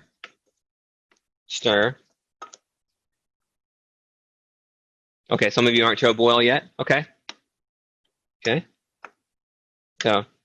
So this part, all right. Patty, if yours is crumbly, that means either your flour was measured too much, or your water wasn't enough, or you let it boil too long. But you can just add a splash, like like a smidge of water at a time, just till it smooths up a little bit, and it'll be fine. All right. All right, Charlene, we can go. Just yeah, I'm slowing down for everybody. Just a minute. I'm giving everyone a slow down. And I really need to find my thermometer. My wife sabotaged me, and I don't know where. All right, I'm just temping my oil. Yeah, my oil's definitely hot enough. I'm gonna turn it down a little bit. It's probably too hot. Okay, so y'all, I have to do this while it's still warm. So I've got my pata choux. This is really my churro dough, and I've got the first little bit of egg going in. And you're gonna mix it, and it's gonna be slimy feeling and weird, right? And you just need to mix hard, right? And all of a sudden,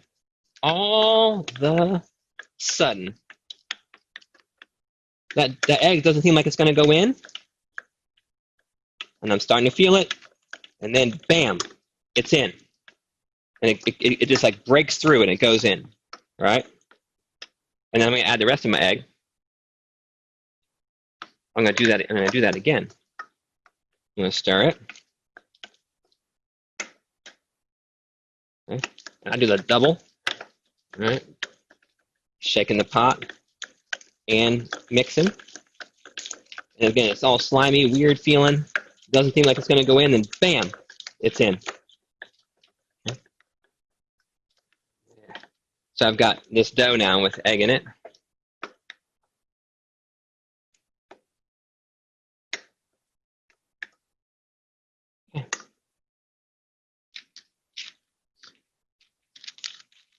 Open up your piping bag. If you have piping bags, you're going to open up your piping bag and you fold it down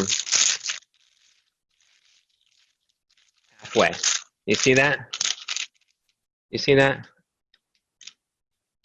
See if I can get it. Good video. I folded it down halfway. Then I'm going to put my hand in there and open it up. And then take your pata choux.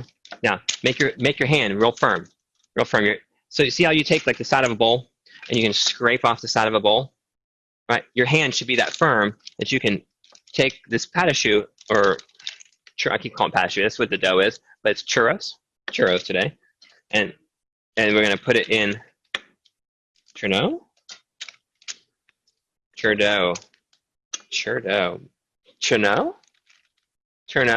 You know it's dough. I have to explain myself. It's just bad. All right. So you get all your churro dough in your pastry bag. Unfold it, and then take your hand, your thumb and your finger, and pinch it right there at the end. Pinch it, and just turn this guy. Turn it. There you go. It should be nice and tight. Squeeze with this hand, guide with this one. Squeeze with this one, guide with this one. Now here's the safe way. The safe way, take a little flour, dust a plate, a pan, whatever you got laying around that's clean. And the safe way, where's those terrible scissors? I'm going to use them. Can you see good? All right. So I'm squeezing out my churro. Cut it. Squeeze. Cut it. Squeeze. Cut it. Squeeze. Cut it. Squeeze. Cut it. Now I'm going to show you the unsafe way. Don't do this at home. I just wanted you to see it. I'm not responsible for what happens at your house. All right, Brittany, what if our churro batter looks like oatmeal before we add the eggs? It means you need to stir it vigorously and break up the lumps. Mine looked like oatmeal for a minute too. You have to stir it really hard. You can't hurt it by stirring it, and then and it'll smooth out. Okay, it'll smooth out. So this is the unsafe way. Okay, I'm going to do it right over top of here. I'm going to squeeze right into here and cut. Don't do this at home. I'm just showing you. Like, this is professional way. Oh, they're looking good. Julie, if yours look like goop, you probably need to stir the egg in a little bit more. Okay? Brittany, don't stir it over heat. You just need to stir it. Just off the heat. Just need to beat it until it looks smooth. Okay? beat it until it looks smooth. All right, I'll go back to the safe way. Look at that cute little thing. All right, if yours looks like goop, I heard if yours looks like goop, you need to let me know what stage you are. Are your eggs in it yet, or is it goop before eggs? So kind of give me an idea of what stage you're at, so I can help you fix it. This is what I love about the virtual, because if you were here, I'd help you fix it, and so when you're at home, I'm going to help you fix it too. Okay, if you need to share your video screen, go ahead. If you think I need to see it to help you, then raise your hand and let's put you up and let's fix it. All right. All right, Chad from Wisconsin, what's up? Add some cheese curds to these. If your dough is sticky and the eggs are in, it's fine. It should be fine. Mine was sticky too. Okay, I mean, look. Mine's sticky. It's sticky. It's like sticking to my hand. Just get it, Chad, just get it into a piping bag. All right, now let's take a look at this thing. This is where it gets good, y'all. Where am I? I'm just going to get these out of the way. Piping bag? Sure. Go back up so you can see. Okay, I'm going to check these real quick. Oh, look at that golden brown goodness. All right. Is that right?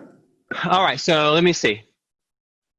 I got to change my view so I can see a little better. Yeah, that's great, but it looks like it needs to be mixed harder. So when you mix it, I mean, really get crazy with it and use the side of the bowl. Okay, Steve-O, use the side of the bowl to and use those elbow grease you got there. Okay, and get it, and it'll get smoother. Okay. You get it burning. All right, so Michelle, if yours are super brown, that you probably need to pull them out of the heat. Your what you call it? Your oil is probably a little too hot. Like mine's a little too hot too. So Michelle, either add more churros to it to help cool the oil down, or just pull them out and let your oil temperature lower a little bit. I like to cook mine about 350 to 360. Patty, I'm going to cook just a second. 350 to 360. But sometimes it's hard to regulate that when if you don't have a thermometer. All right. Oh, yours are really brown before oil. Well, that's because you have cinnamon in it. They're supposed to be really brown before you cooked it. Now, Patty, that looks great. Just put that in a piping bag. It's going to make great churros. Yeah, yours looks like the right consistency, but it doesn't look like you put cinnamon in it. Did you put cinnamon in yours? Yeah, I did from the very beginning. Yeah. Okay, maybe it's just the lighting, because they usually look a little bit darker than that. Yeah, but okay, cool. Then they'll be great. Anyone else need to share their video? Let me see how you're doing. All right, so mine are in the fryer right now. I mean, and these are the only way you can really know if the churros really well done is I should just take one out, and I'm just gonna cut into it. They usually take 2 to 3 minutes, and it's hot. But if you look in the inside, there's no doughiness. It looks wet, and that's okay. Moisture is good, but it doesn't look doughy. And so once that means they're ready to go right into the sugar, and give them a toss. You want them, as soon as they come out, you want them to go into the cinnamon sugar. And I was throwing, I got a cloud of cinnamon sugar, y'all, when I was tossing that up. There is definitely a cloud of cinnamon sugar right now. Oh, look at that goodness. So now, yes, I understand some of you don't have a piping bag, so you will have tubes or every which way, or they'll look like drop cakes or something. But let me teach you something else. Everyone pause. Freeze for a second.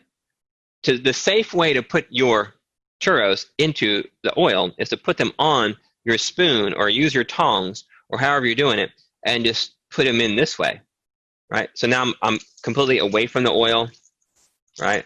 Not going to get hurt, not going to get splashed. But also, there's 3 ways to put something into this fryer, right?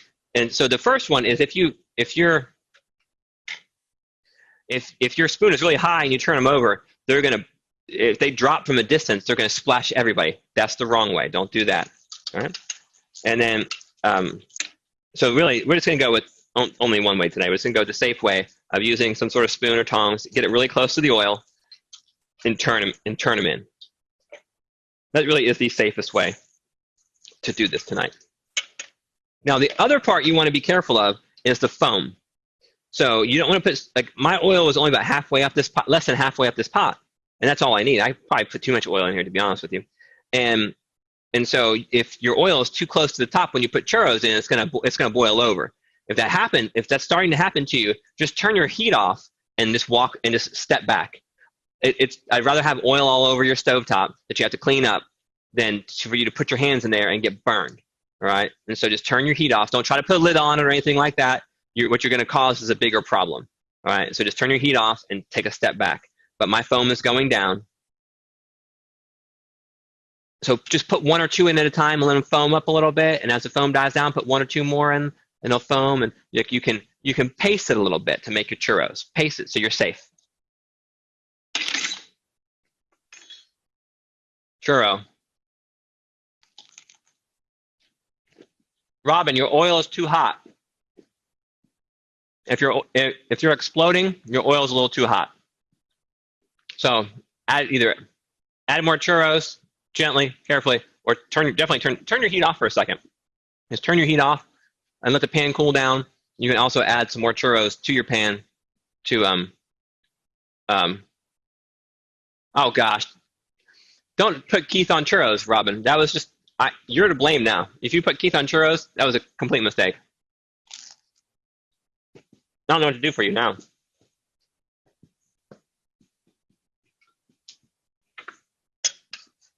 Oh, y'all, I've talked a lot, and we have still have a lot of cooking to do.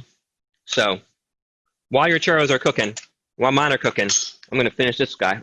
Oh, it's so good. Are you good? Mm-hmm.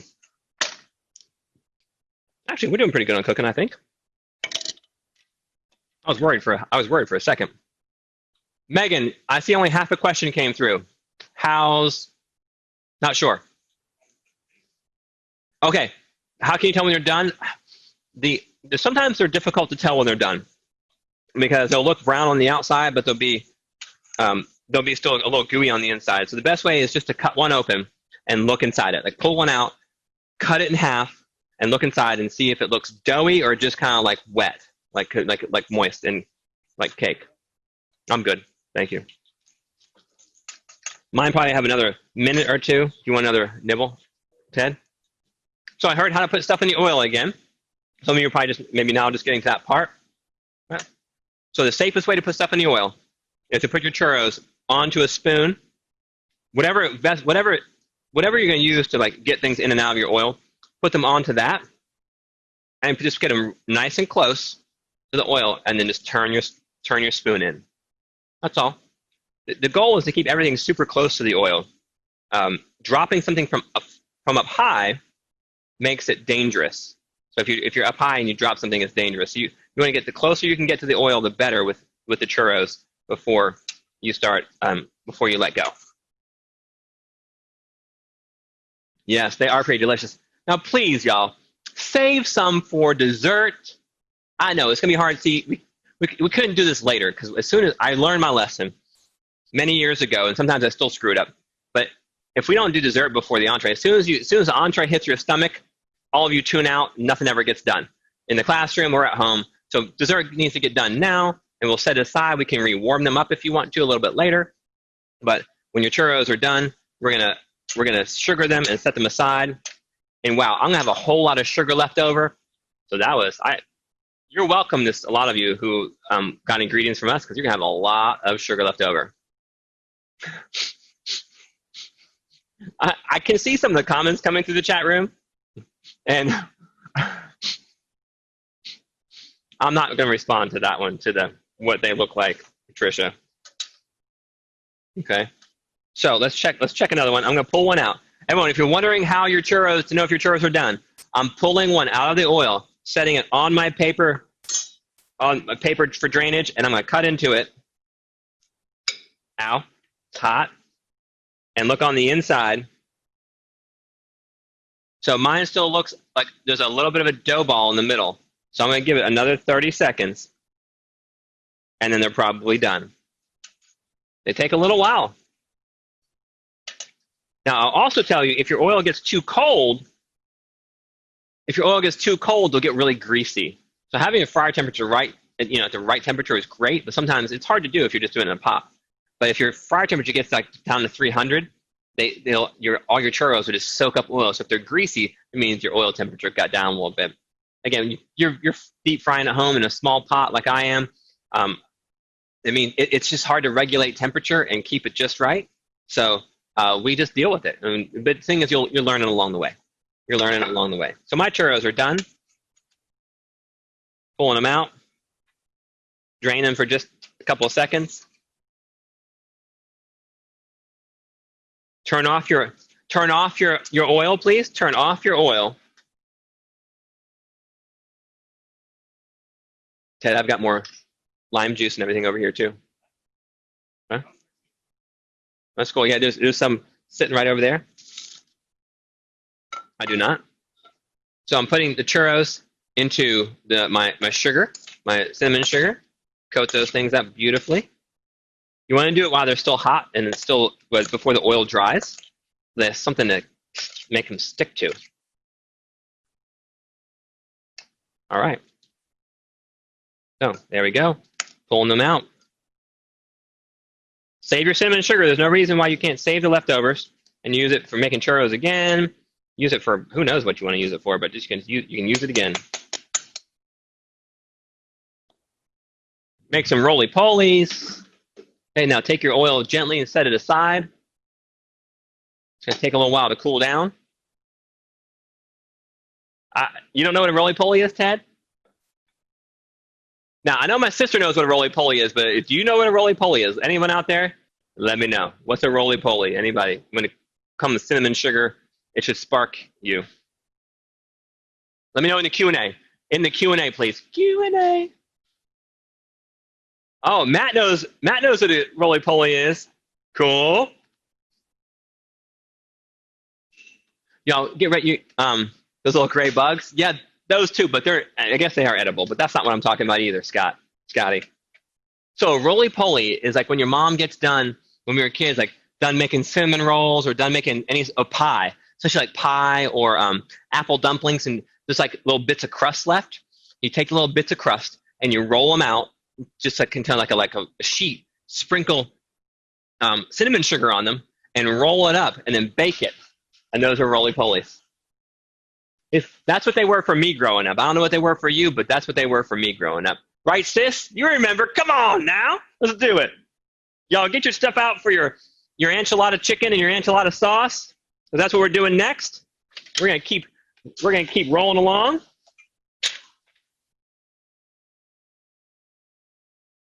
I'm going to try not to go fast on you, but we do have some cooking to do.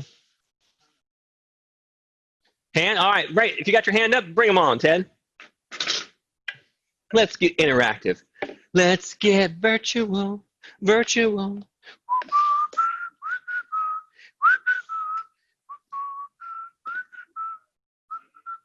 Jim and Wendy, show it. Oh, Ted's getting a shake on.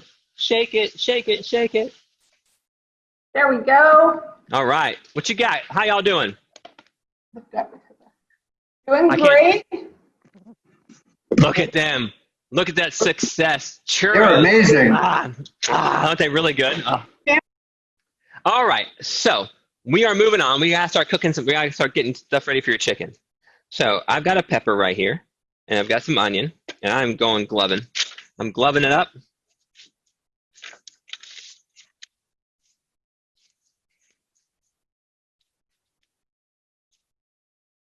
So we're gonna get onion ready for your sauce and for the filling. So, oh, nice. Ted's giving me his. Whew, that's good.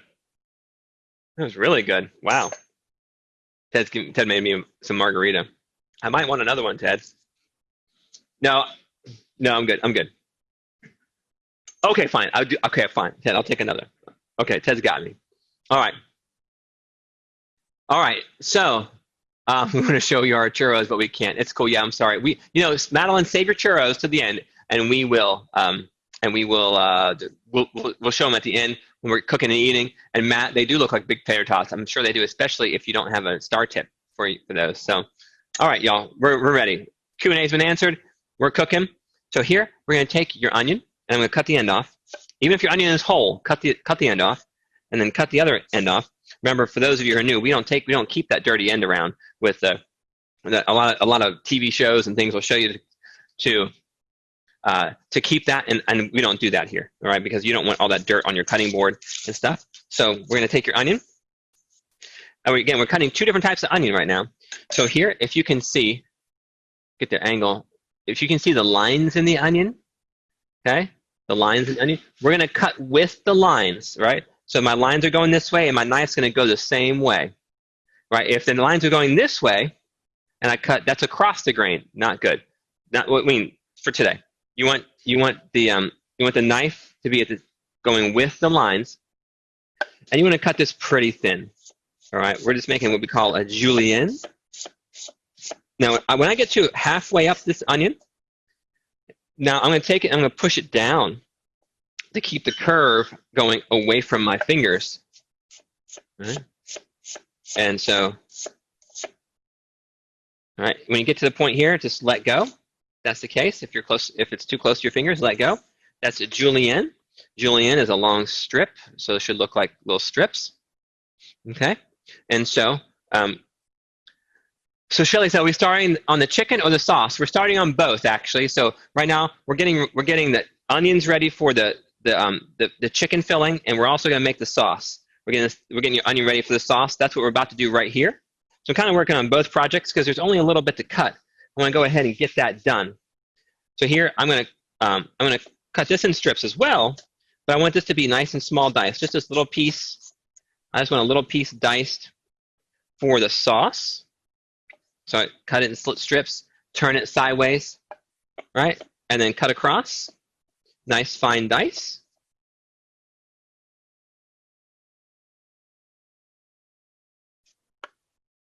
Now, if you see, I've got my ingredients over here. I've got my tomato sauce. This is for the sauce. I should have opened these up already, but I just, for some reason, forgot. Oh, we have some garlic to cut. I'm glad I did that right now. We got to chop up some garlic.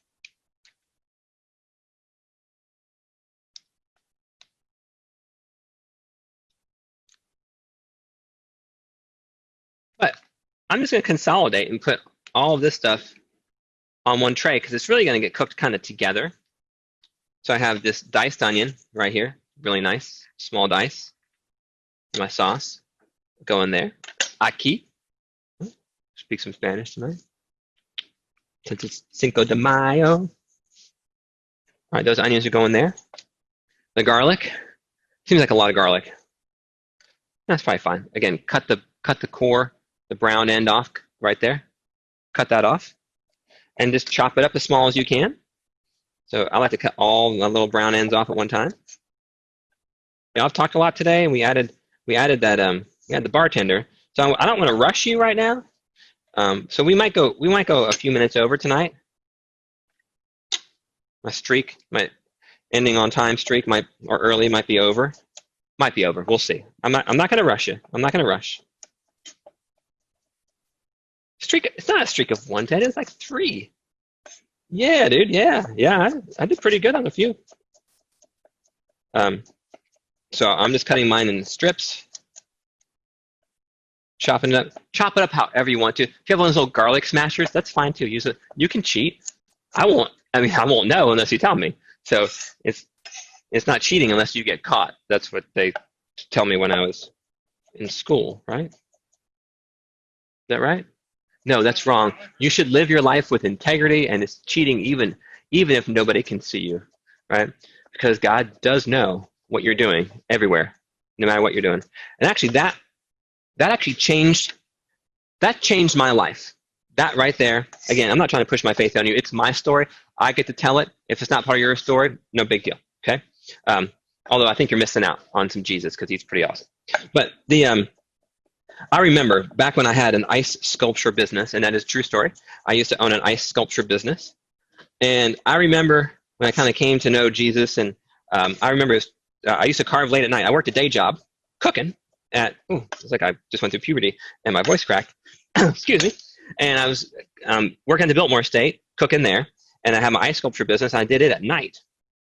Well, so I'd sometimes carve at be carving until 12, 1 o'clock at night to get things done. Pause the story. Your pepper. I'm using half pepper. That's all I need. I'm going to pull out the seeds and throw that away. Now the white part, if you grab a spoon, just take a spoon and just scrape the white part out. Which is fine.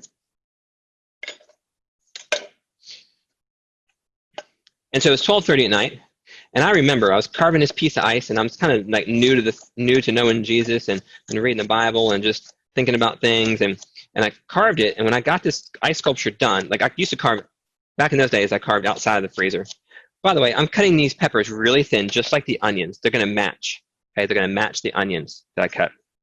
And I just remember it was I was carving a piece. When I got done, I was taking off. I had like this lift that you would keep the ice carving on, so I could carve it like ergonomic height. And I rolled the lift down, and I got the ice carving off onto a hand truck, and I pulled it down. I was about to roll it over and put it into the freezer, and I saw this little spot that needed to be fixed, and I was like, nobody will see that but me.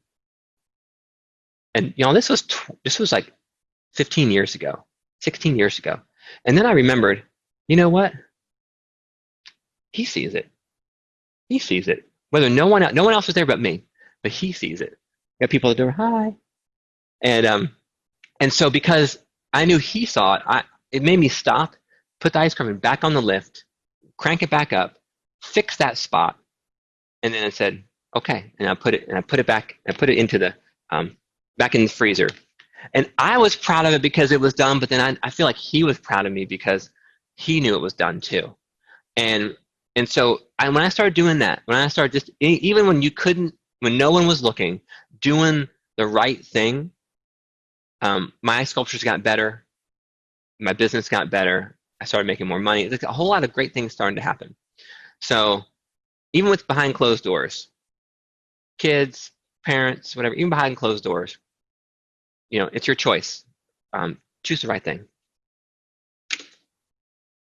Now, stepping off my soapbox for you tonight. I stepped off. Okay, I'm done. So I have everything cut and chopped, I think. Yes. Everything is cut and chopped. I'm done. No. Chicken. Need the chicken. So I have some chicken. I made a little extra. This is a little extra so that Ted and I can chow down on some chicken, okay? So I got a little extra chicken on that part. And then make sure, yeah, it's cut good.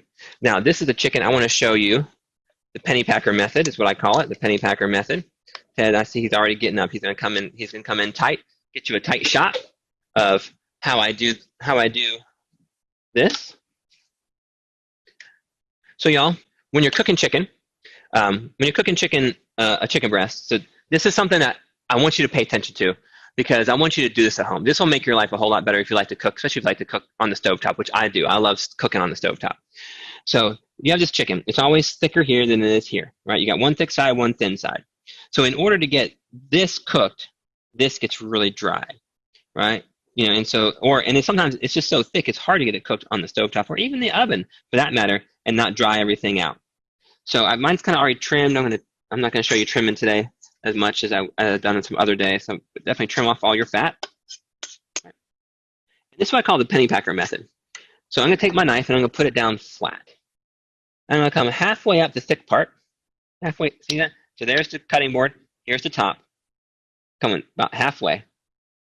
Right, see that? Halfway. And I'm going to cut in. And my knife is going to follow, it's going to basically use the top as a template, and it's going to follow the top. It starts here, it starts high, and then it goes low.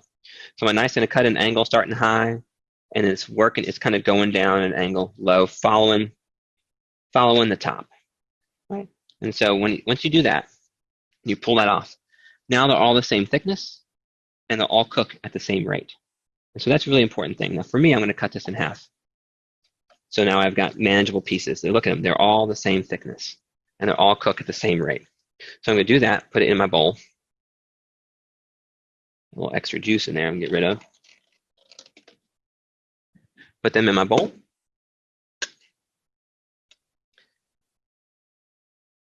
Sanitize stuff, right? So I'll wash my cutting board again when we get to the end of the night. but I want to go ahead and give it a pre-wash right now. So I'm going to sanitize my knife. You want to do the same thing, or just get you a different knife or put it in the dishwasher, right? So I'm sanitizing my knife. My knife doesn't go in the dishwasher. I take care of my knife, and you should take care of your knife. So there's that.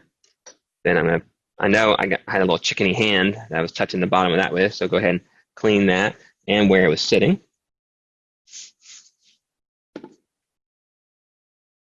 Then I'm going to do a little pre-wash on my cutting board. Now, also, if you're wondering how to take care of a wooden cutting board or what cutting boards are best and things like that, that would be a knife skills class that you would learn that in knife skills class as well. You can't see this, but a churro just jumped in my mouth. You know, it's like really sorry, just sitting over there, like telling me, it was like saying, like, eat me, I need to eat. Now, get your pan. Let's start to heat it up. My flame is on. My pan is on. If you're ready to saute, we have how many new people, Ted? We have 22 people that don't know how to saute tonight. So if you know the dance, do it with me. If you know the dance, go ahead and raise your hand. If you know what I'm talking about. If you know the dance, raise your hand. Let's do this. So while Ted's bringing people up, because we're going to do it together, we got to show all these people how to do it, y'all. You ready? Ted, you got hands going up? Yeah, that's what I'm talking about. I love you guys. I love you. There we go. Okay. So you bring people up. So while he's bringing people up, we're still doing stuff, okay? Still doing stuff. So we're starting right here with your enchilada chicken. All right? And so we're going to start, right? And it says the first step is to lightly coat your chicken with oil, season it with salt and pepper, and then we're going to sear it on both sides. So I'm going to put some gloves on, or at least a glove on. This is when you do stuff at home, you want to have one hand for wet and one hand for dry. So that means this is my dry hand, and I'm going to take some oil and put it on my chicken. I always like to put oil and salt and pepper directly on my protein. So oil, salt, pepper, following the directions on that. Use my wet hand to mix it in, mix it all around. Okay.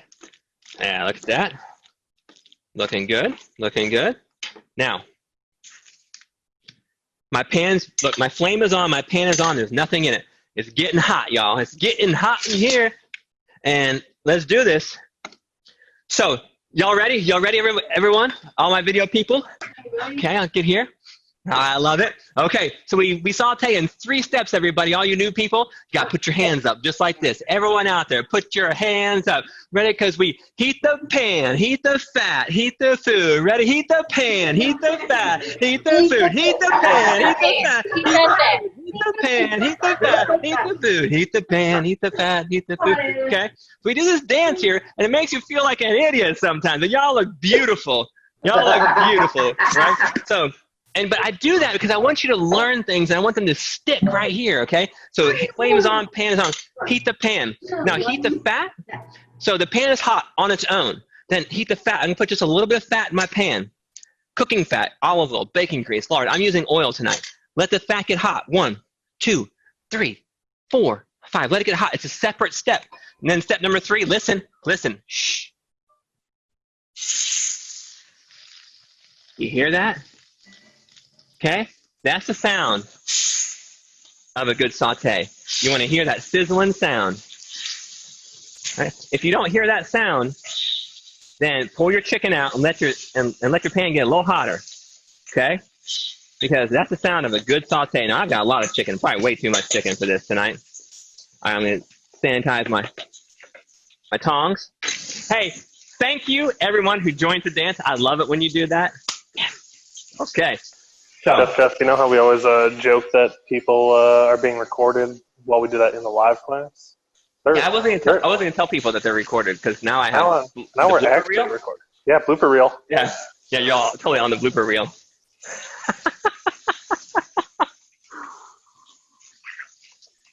Yowzer, Ted, that thing's really good. Okay, now let's talk about a few seconds about what's happening. So, heat the pan, heat the fat, heat the food. It's one, yes, to get that really good sizzle, but two, it has a purpose. The purpose is to help keep all your food from sticking to your pan, right? So yes, kosher salt. We did use kosher salt. Now look, my chickens are sticking right now. Some of my chickens are sticking to the pan. So if your chicken is sticking, it ain't ready for flipping. If your chicken is a sticking, it ain't ready for a flipping. Okay? So don't do anything with your chicken yet. Because the reason we heat the pan, heat the fat, heat the food is to help moisture. Moisture is your enemy. Moisture down in here is making your food stick. And so that when you heat the pan, heat the fat, heat the food, it helps you evaporate moisture quickly, so that when the moisture is gone, two things will happen. Your chicken will come right off the pan, or any protein will come right off the pan. And then, no, it doesn't matter. Look. Ted made me a new one. This is Dulce Margaritas, Matt. This is my second one. Yeah, and it's really good. So so as soon as your moisture evaporates, then your chicken will come right off the pan, and so you'll get flavor in the bottom of the pan called the fond, and then you'll get, look at this. Ready? You ready? Do you believe me? You believe? $100 if my chicken comes off not sticking. $100, right? You can Venmo me at Jeff-Pennypacker. I'm telling you, Venmo me if you bet that's wrong. I'm wrong. Look at that chicken come right off. Stainless steel pan. Look at that chicken come right off. Everyone says everything sticks in my stainless steel pan. It sure does, because you're not sauteing right. But we are tonight. Look at that. Comes right off. Just like butter. All right, so there we go. So if your chicken is sticking, it ain't ready for flipping. You see that beautiful color in there? You get some nice brown color. Now, your chicken, we're not cooking it all the way right now. We're going to take it off before it's done and just deal with it. You'll be fine. Take a breath. It's okay. It's okay. We'll cook it in a little bit. Okay? So I just want to get a little brown on the top, a little brown on the bottom. Look at all that good flavor. Okay, so we got some flavor in the pan, flavor on the chicken. We'll get another 30 seconds, 15 seconds probably. Are you with me? Are you with me? Hopefully you're with me, because we're going to get ready. We're getting ready to do the next part. So my chicken's coming off. Okay. Chicken's coming off. Leave your pan on the heat. Just leave it on. Keep that temperature at kind of high. All right. Got some stuff. The chicken wasn't really ready to come out. That's why I have a little sticking on the second side. So I pulled it off a little early. I'm gonna put a little more fat in there, and then we're gonna go ahead and put your peppers and onions in it. The julienne peppers and onions. Save your diced onions and your garlic for later.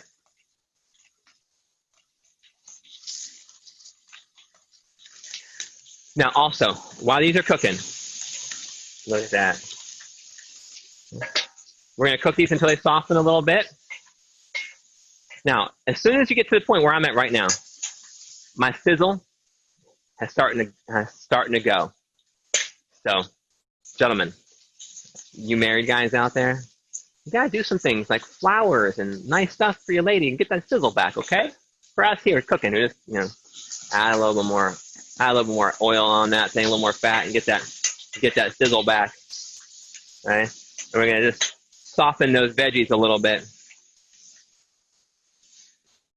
Now, while those veggies are softening, turn around. Well, for you might be right at your stove. Turn your stove on to 400 degrees. Bake or regular bake or convection, I don't care. It does not matter. 400 degrees. Turn it on now. Ready? 3, 2, 1. Go.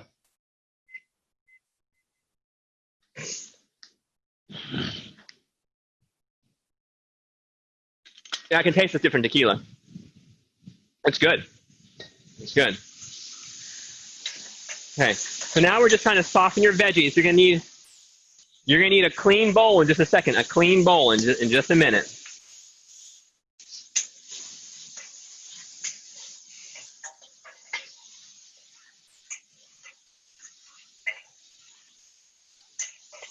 Yeah. My veggies are starting to soften. And yours are probably starting to soften too. So let's pull this guy out and see what's next. So we said enchilada chicken is where we're at. Lightly coated chicken with oil. check. Season with salt and pepper, done. Sear chicken on both sides, finito, right? Move chicken to the side. I pulled mine out because I needed the space. Add the onions and peppers, cool. Saute until soft. Remove the peppers and onions and the chicken, if you hadn't done that already, from the pan. Now, I'm putting mine in separate pans, so because the chicken is not fully cooked yet, right?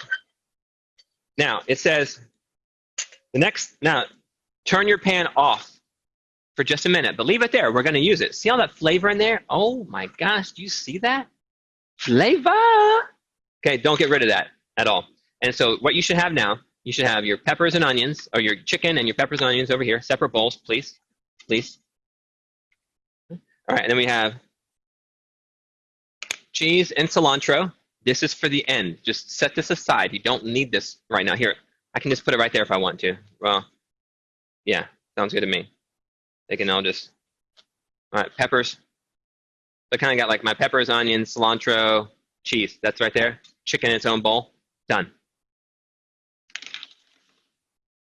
Now, you got this hot pan still, all this flavor in the bottom. So move up to this recipe that says enchilada sauce. Enchilada sauce. Step number 1, it says to heat a dry pan, add the chili powder and cumin and lightly toast the spices. So you know what? My pan's already hot. It's beautiful. So take your chili powder and just pour it on there. Don't put any fat in there. No oil, no fat, no nothing. Chili powder and cumin. As soon as you put that in there, grab a spoon. I prefer the wooden spoon. You know me. I prefer the wooden spoon. And then you're going to use that residual heat, or the heat that's left over. Woo! And you're going to toast the spices. Okay. So what you're doing is you're heating up the oils inside of the spices, and they're starting to smell good, right? Okay, Ashley, your chicken is not supposed to be done right now. Pull your chicken out. It should still be raw. Okay. So Sandra, everybody, your chicken should not be completely cooked right now. All right. All I want to get on your chicken is just some brown on the outside. Once you do that, take your chicken out and put it into its own bowl. Chicken should not be cooked. Trust me. Trust me. The first step to a good relationship between you and me is a little trust. So now, my dry pan, okay? I've heated my dry pan. Some of you are a little behind now, okay? Okay, so Sandra, let's talk. It says, okay, Sandra says we were just waiting for your chicken to unstick from the pan.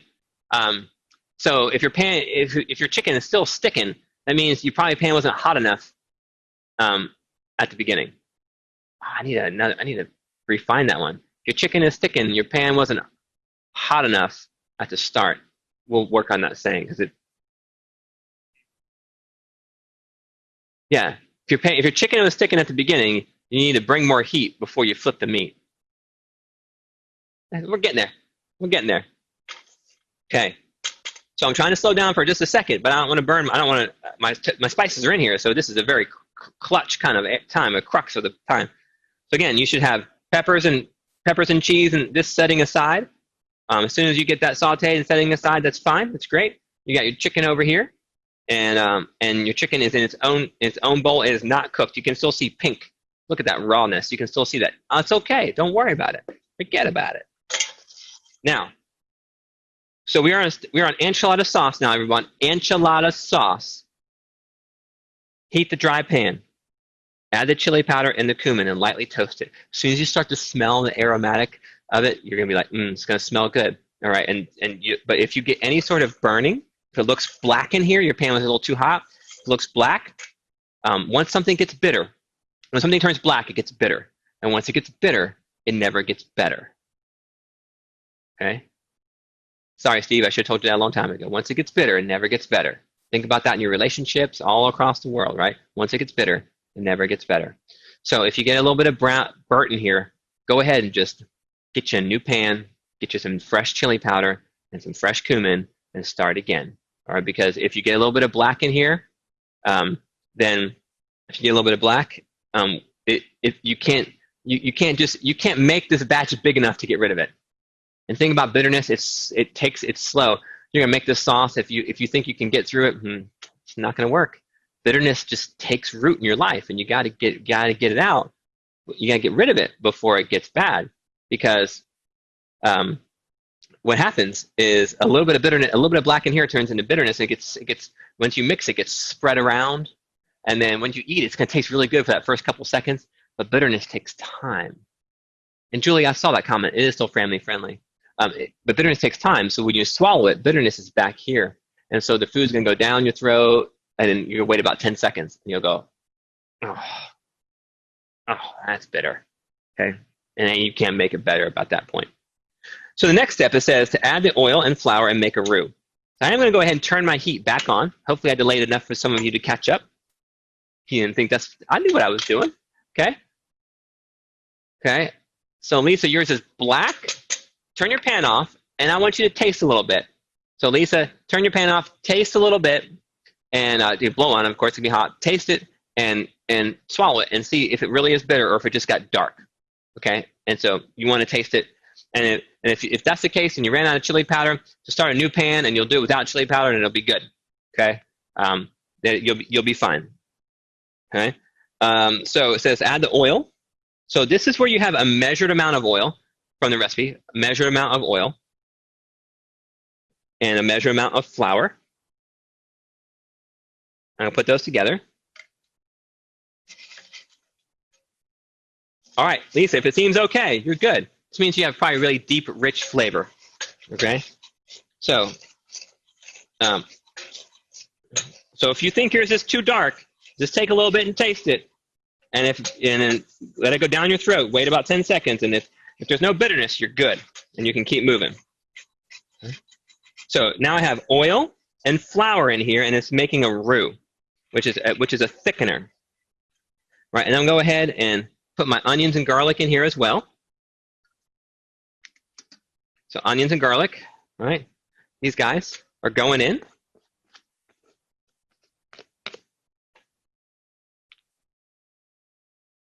And you're gonna hear a little sizzling going on.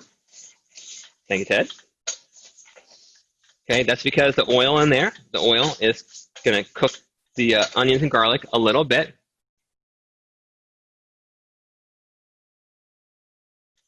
So, Robin, yes, go ahead. Once you put the oil and the flour in, everybody, when your oil and flour go in, turn your pan back on, right? Because now we're cooking. You probably hear a touch of sizzle from my side, maybe. Hear a little sizzle. Put that. Oh, ice just jumped out. Matt, see, look, it's less.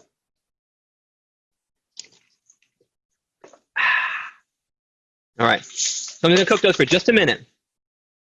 Now the next step, it says to temper in the chicken broth. Caution, everyone, caution.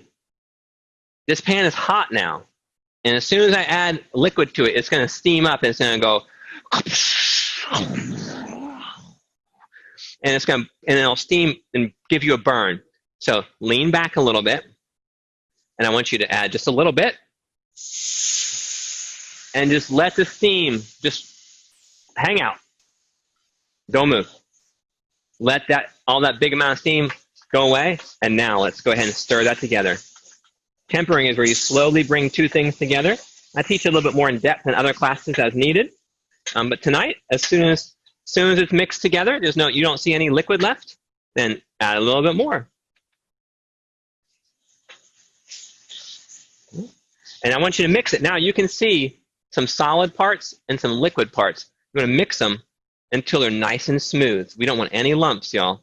So mix them until they're nice and smooth. All mixed together before you add any more. This is where you get rid of lumps, right here, by slowly adding the liquid together.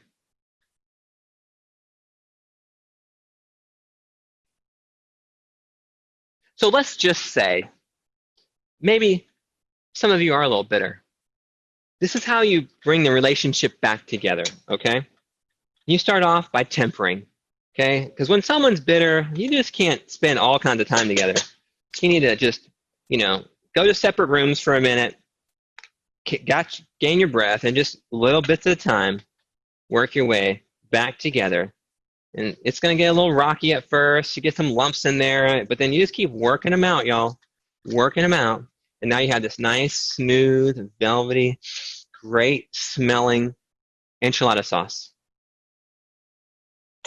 And once all your chicken stock is in and it's kind of mixed up nice and there's no lumps in it, no lumps and such, you're going to take your tomato sauce, tomato puree, canned tomatoes, whatever you've got that's tomato, put that in there. Oh. And look, you remember the tomato from my guacamole, the inside of my tomato from the guacamole? Why not just use that? Put that in there, the tomato seeds and the juice. If you've got it, use it. Mix that together. You also have some oregano. It should go in. Turn your heat up. Turn your heat up. Flame is going nicely. Now, for all of those of you wondering what we do with the chicken, well, here you go. The chicken will get cooked right here in the sauce.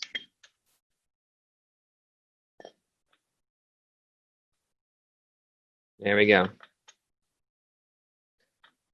So my chicken is in. The only thing I have left, look, I've got sauce with chicken in it right here. Look, everyone, look, sauce with chicken right here. And then I've got my peppers and cheese and cilantro still in a bowl. It's not ready yet. We're not ready for this. But this is where you're at. Now, make some space on your work surface. Make some space, y'all, because we're about to tortilla time.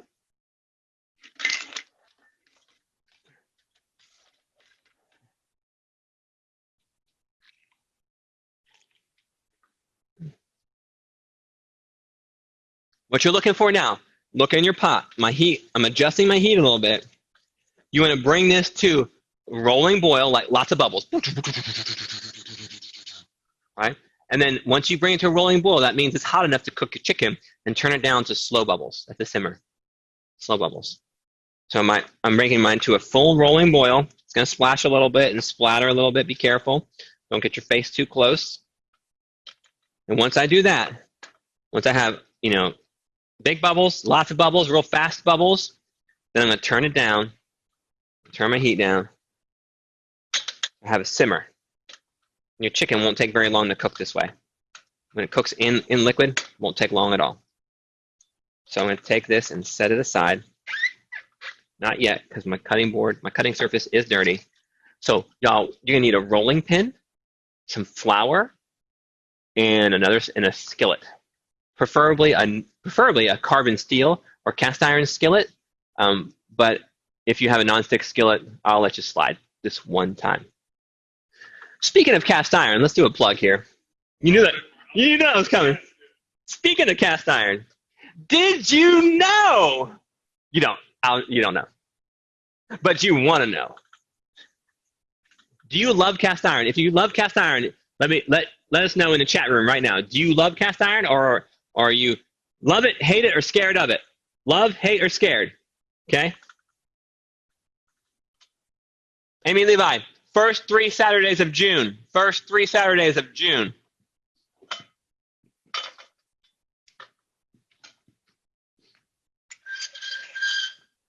Okay. If you love cast iron. Whole lot of love for cast iron in the chat. Whole lot of love for cast iron in chat. Awesome.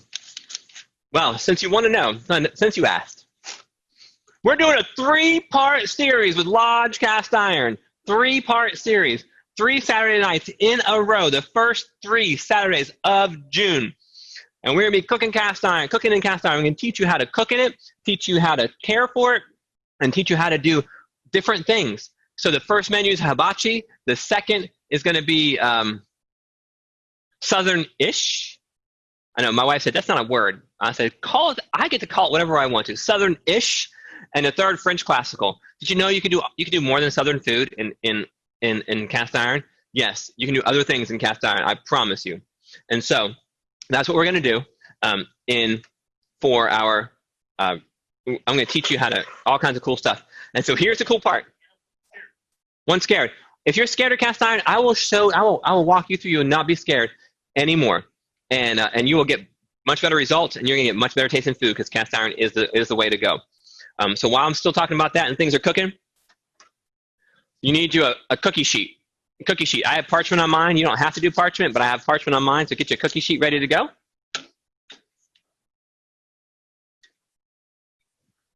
Rolling pin and your tortillas. All right. Now the cool part about the Lodge cast iron class, it's a 3-part series. That's a little sticky. 3-part series, and as soon as you sign up, you're gonna get a coupon code for 20% off the online store with Lodge, and so you can 20% off will pretty much pay for the class for most of you who buy your own ingredients. And so you can sign up for the class and basically get your class for free if you go buy a pan on the Lodge store that we're going to use in class. And so you can get it so that you can get the coupon code so that you can get the pan purchased and sent to you before the class so you can use it. That would be awesome. And then from there, we will be doing giveaways during the class so you can be able to win things. It'd be really cool.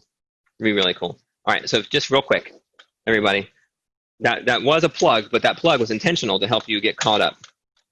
So my chickens are cooking. Just keeping on it, making sure it's not sticking to the bottom of the pan. Now don't do this. This is bad. Don't leave your utensils in there because they're gonna get hot and you're gonna burn your hand. So take those things out. Move that aside. Now I'm a little crowded here, but I think I can make it happen. So next, I'm gonna turn on this is a Lodge carbon steel pan. All right, I'm gonna turn it on, get it hot. And I'm going to grab my flour. Are you ready to make tortillas? Let's tortilla it. Ready? So take your tortilla, dip it in the flour, dip it, shake it. Okay? Dip it and shake it. Do not flour your table. You with me? Do not flour your table. If you flour the table, you're going to have a bunch of dry flour on the outside of your tortilla that will burn, and then they'll be all gross. Don't do that. So dip it in your flour, shake it off, and then let's roll it out. So start in the middle, roll forward, then go in the middle, roll back, pick your dough up, and turn it a little bit.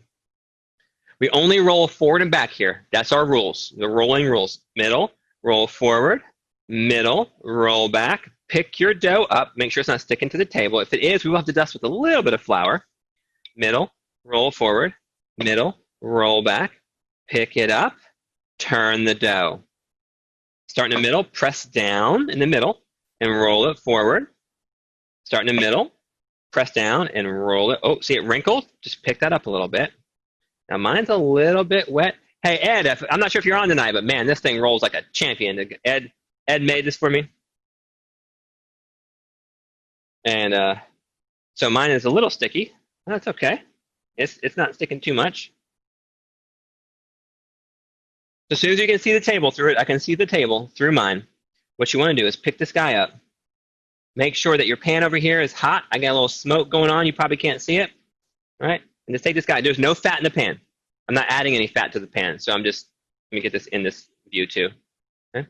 So I'm just going to take it and put it right in there. It's got fat in it. I'm start getting my next one ready to go too. Doesn't take very long. Have yourself some tongs ready to go. Tongs or a fork or something to help you flip it. No, I just use my hands because I'm like a man. Just use your hands. Don't use your hands. I'm not responsible for burns. Again, disclaimer. So once you start get a little color on the bottom, all right, flip that thing over. So get some browning. It happens really fast.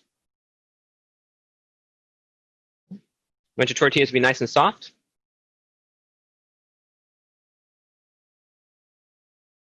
That guy's ready. Done. Pull him out. Let's do one more. Middle, roll forward. Middle, roll back. Turn the dough. Ready? Middle, roll forward. Middle, roll back. Turn the dough. Say it with me. Middle, roll forward. Middle, roll back. Turn the dough. Middle, roll forward. Now my pan over here, it's getting too hot. I'm going to adjust the temperature. Just turn it down a little bit because there's nothing in it. So it's just sitting there getting hot.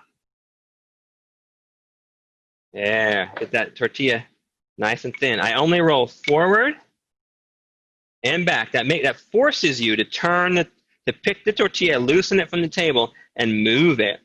Because if you don't do that, it'll definitely be stuck to the table. I guarantee. Mine's nice and thin. Going thin to win. Put it in. I'm going to go ahead and roll out another one. Why not? Look, I can get some bubbles going on. If you can see some of the bubbles, I think you can. Looks like it from my side. Look at that guy. That pan is hot. Oh, yeah. The pan's a little too hot. If you're getting a little darker color, the pan's a little too hot. I'm going to turn mine down.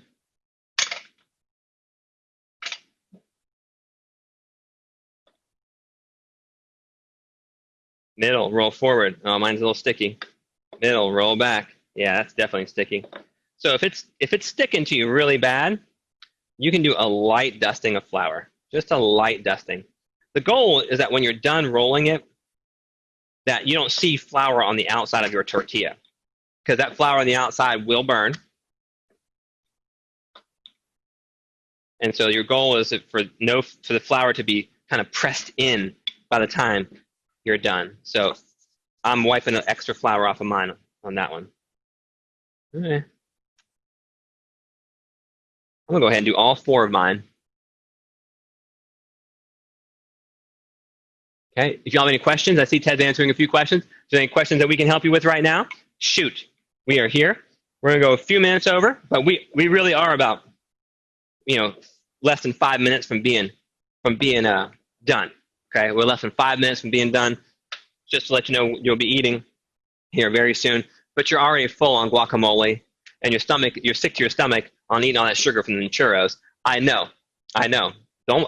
Do you think that when you see me go off the video that what do you think I'm doing? I'm eating churros. That's what I'm doing. You be eating churros too. Okay.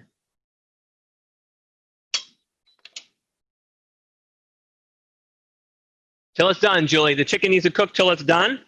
Actually, even a little bit overdone. How do you know? You can put a thermometer in it, or if it shreds, we're going to try to shred it. So you can cut into it. We want it to be able to shred.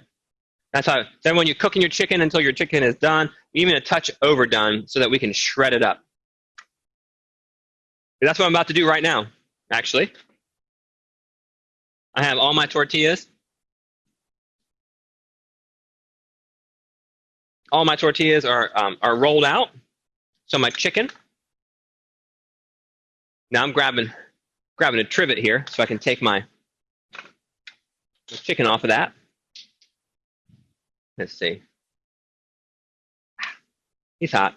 My pan's still a little too hot. Turn down. Okay. Tongs, fork. Let's get my tortilla done, and then we'll do the next part. Okay. Tortillas are done.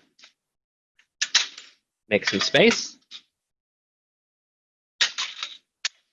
My pan is hot. So I got my tortillas done. I like to stack my tortillas together, and they stay soft that way. So here I've got tongs, and a fork. Actually, 2 forks works really well. Just take 2 forks. You could take it out and put it on a cutting board and chop it up if you wanted to. That'd be easy. So actually, I'm lying. You're going to splash yourself, so don't do it in the saucepan. Take your chicken out, and I like to put it in with my onions and peppers.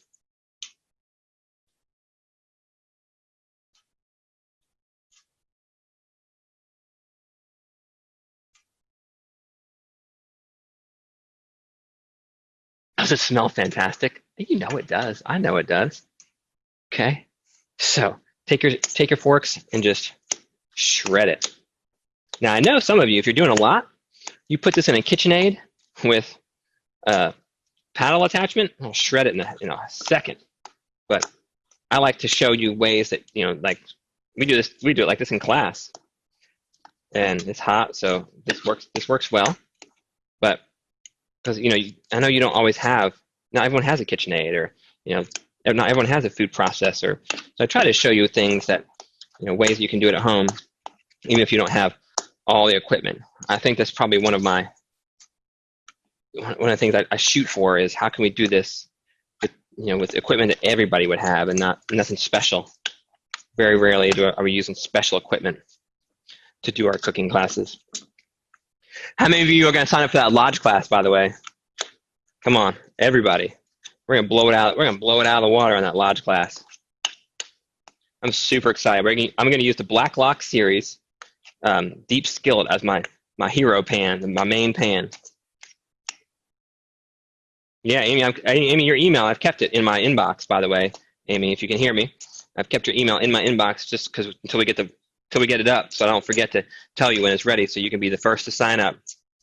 So I've got my chicken, peppers, onions, all mixing together. I like to put a little bit of cheese in the middle.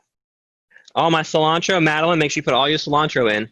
I know you just got it hanging around the house. Okay. Nice, Amy. Way to go, girl. Way to go. And so now I'm going to put a little sauce in here too. Let's do it like the way that doesn't make a mess. So I'm going to put sauce in here. Look at all this goodness. Oh, man. Ted, hopefully you're not hungry because I don't know if there's going to be any to share. It is good. This sauce has history for my wife and I, but I can't tell you tonight. I won't be able to tell you just yet because we're at time. Okay, I know some of you are hungry, and I want to try to honor that. So here we go. We're about to go in the oven, and we're about to eat. So take your tortillas, line them up. Okay, I'm going gloving. I like gloves. You don't have to. We'll make it nice and easy for you. You ready? There's a pretty side and a not so pretty side. Put all your pretty sides down. Okay. All your pretty sides down. Take your filling.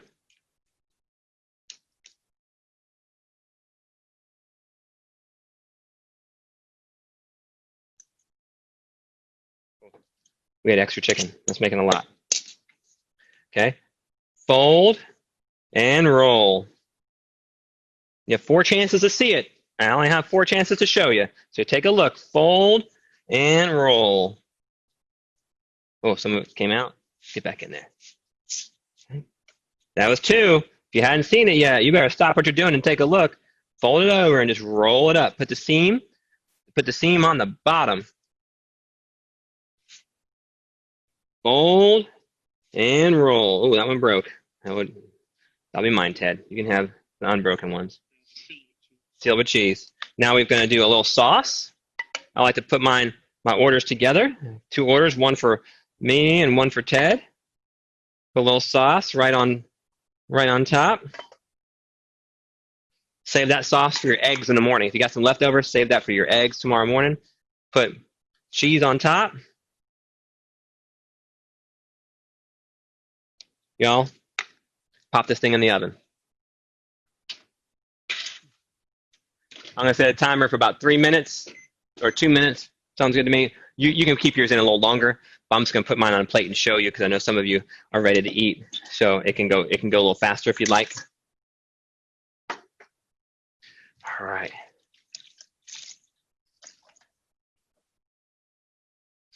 So while that's in, let me know if you got questions. If you got questions, I can, I should be able to answer them right now. Now is a great time for questions, y'all.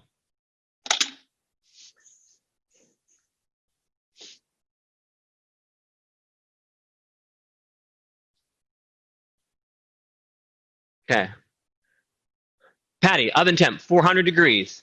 It could be 350. It could be 375. It could be 425. I just picked a number. 400 was good for me, but whatever you've got it on to will be fine. We're just warming it through, and everything's hot kind of. We're just melting the cheese, and that's pretty much all we're doing.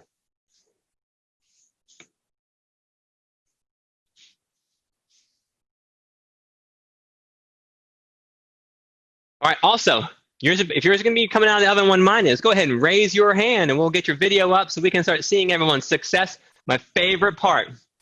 All right, Charlene, your enchiladas are going to be in the oven just long enough to melt the cheese. Melt the cheese. That's all we're doing. Everything's cooked. So we're just melting the cheese. It's like 2 minutes maybe. Okay? Well, I'm going to do that for just a second.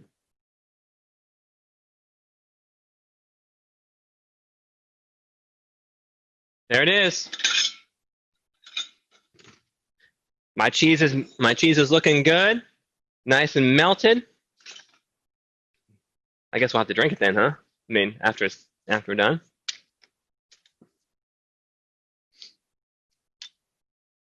Yeah, if you want to put, a little sauce on your plate, that's cool. Yeah. Again, plate presentation isn't my strength, so. So Robin, how much sauce? Robin asked, how much sauce did I mix in with the chicken? I probably did half of it, maybe. That's kind of personal preference. If you like it saucy, yeah, a little more.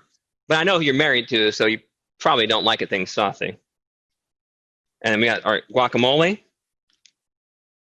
right there on top. Y'all, churros, fresh tortillas with your enchiladas, and some guacamole. Now, when you come to class, we serve this also with beans and rice, but we couldn't have done all that tonight. We did a whole bunch of stuff. So everybody, hey, it's Cinco de Mayo. Let's celebrate today. All right. So bring your food up to the screen. Let's share your videos. Hit me in the Q&A. Let's talk. Ted's making stuff over there. He's not paying attention. Ted, do I need to come over there and put people on the screen? I'm just kidding. It's cool. I know. Some of you might not quite be done yet. But look. You're one hand. All right, everyone. Hey, this is the time. So raise your hand and let's see each other and let's finish this up together tonight. So I'm excited. I've been really excited that y'all have joined me tonight for the Cinco de Mayo class. And I know you want to eat. I know you're hungry. So I'm going to stay on. Like I do, especially since I went a few minutes over. I'm going to stay on, answer your questions, and see your video and see your successes and all that fun stuff. For those of you who are finishing up and you're like, I'm signing off. Hey, I love you, and thank you for being here. And God bless you out there.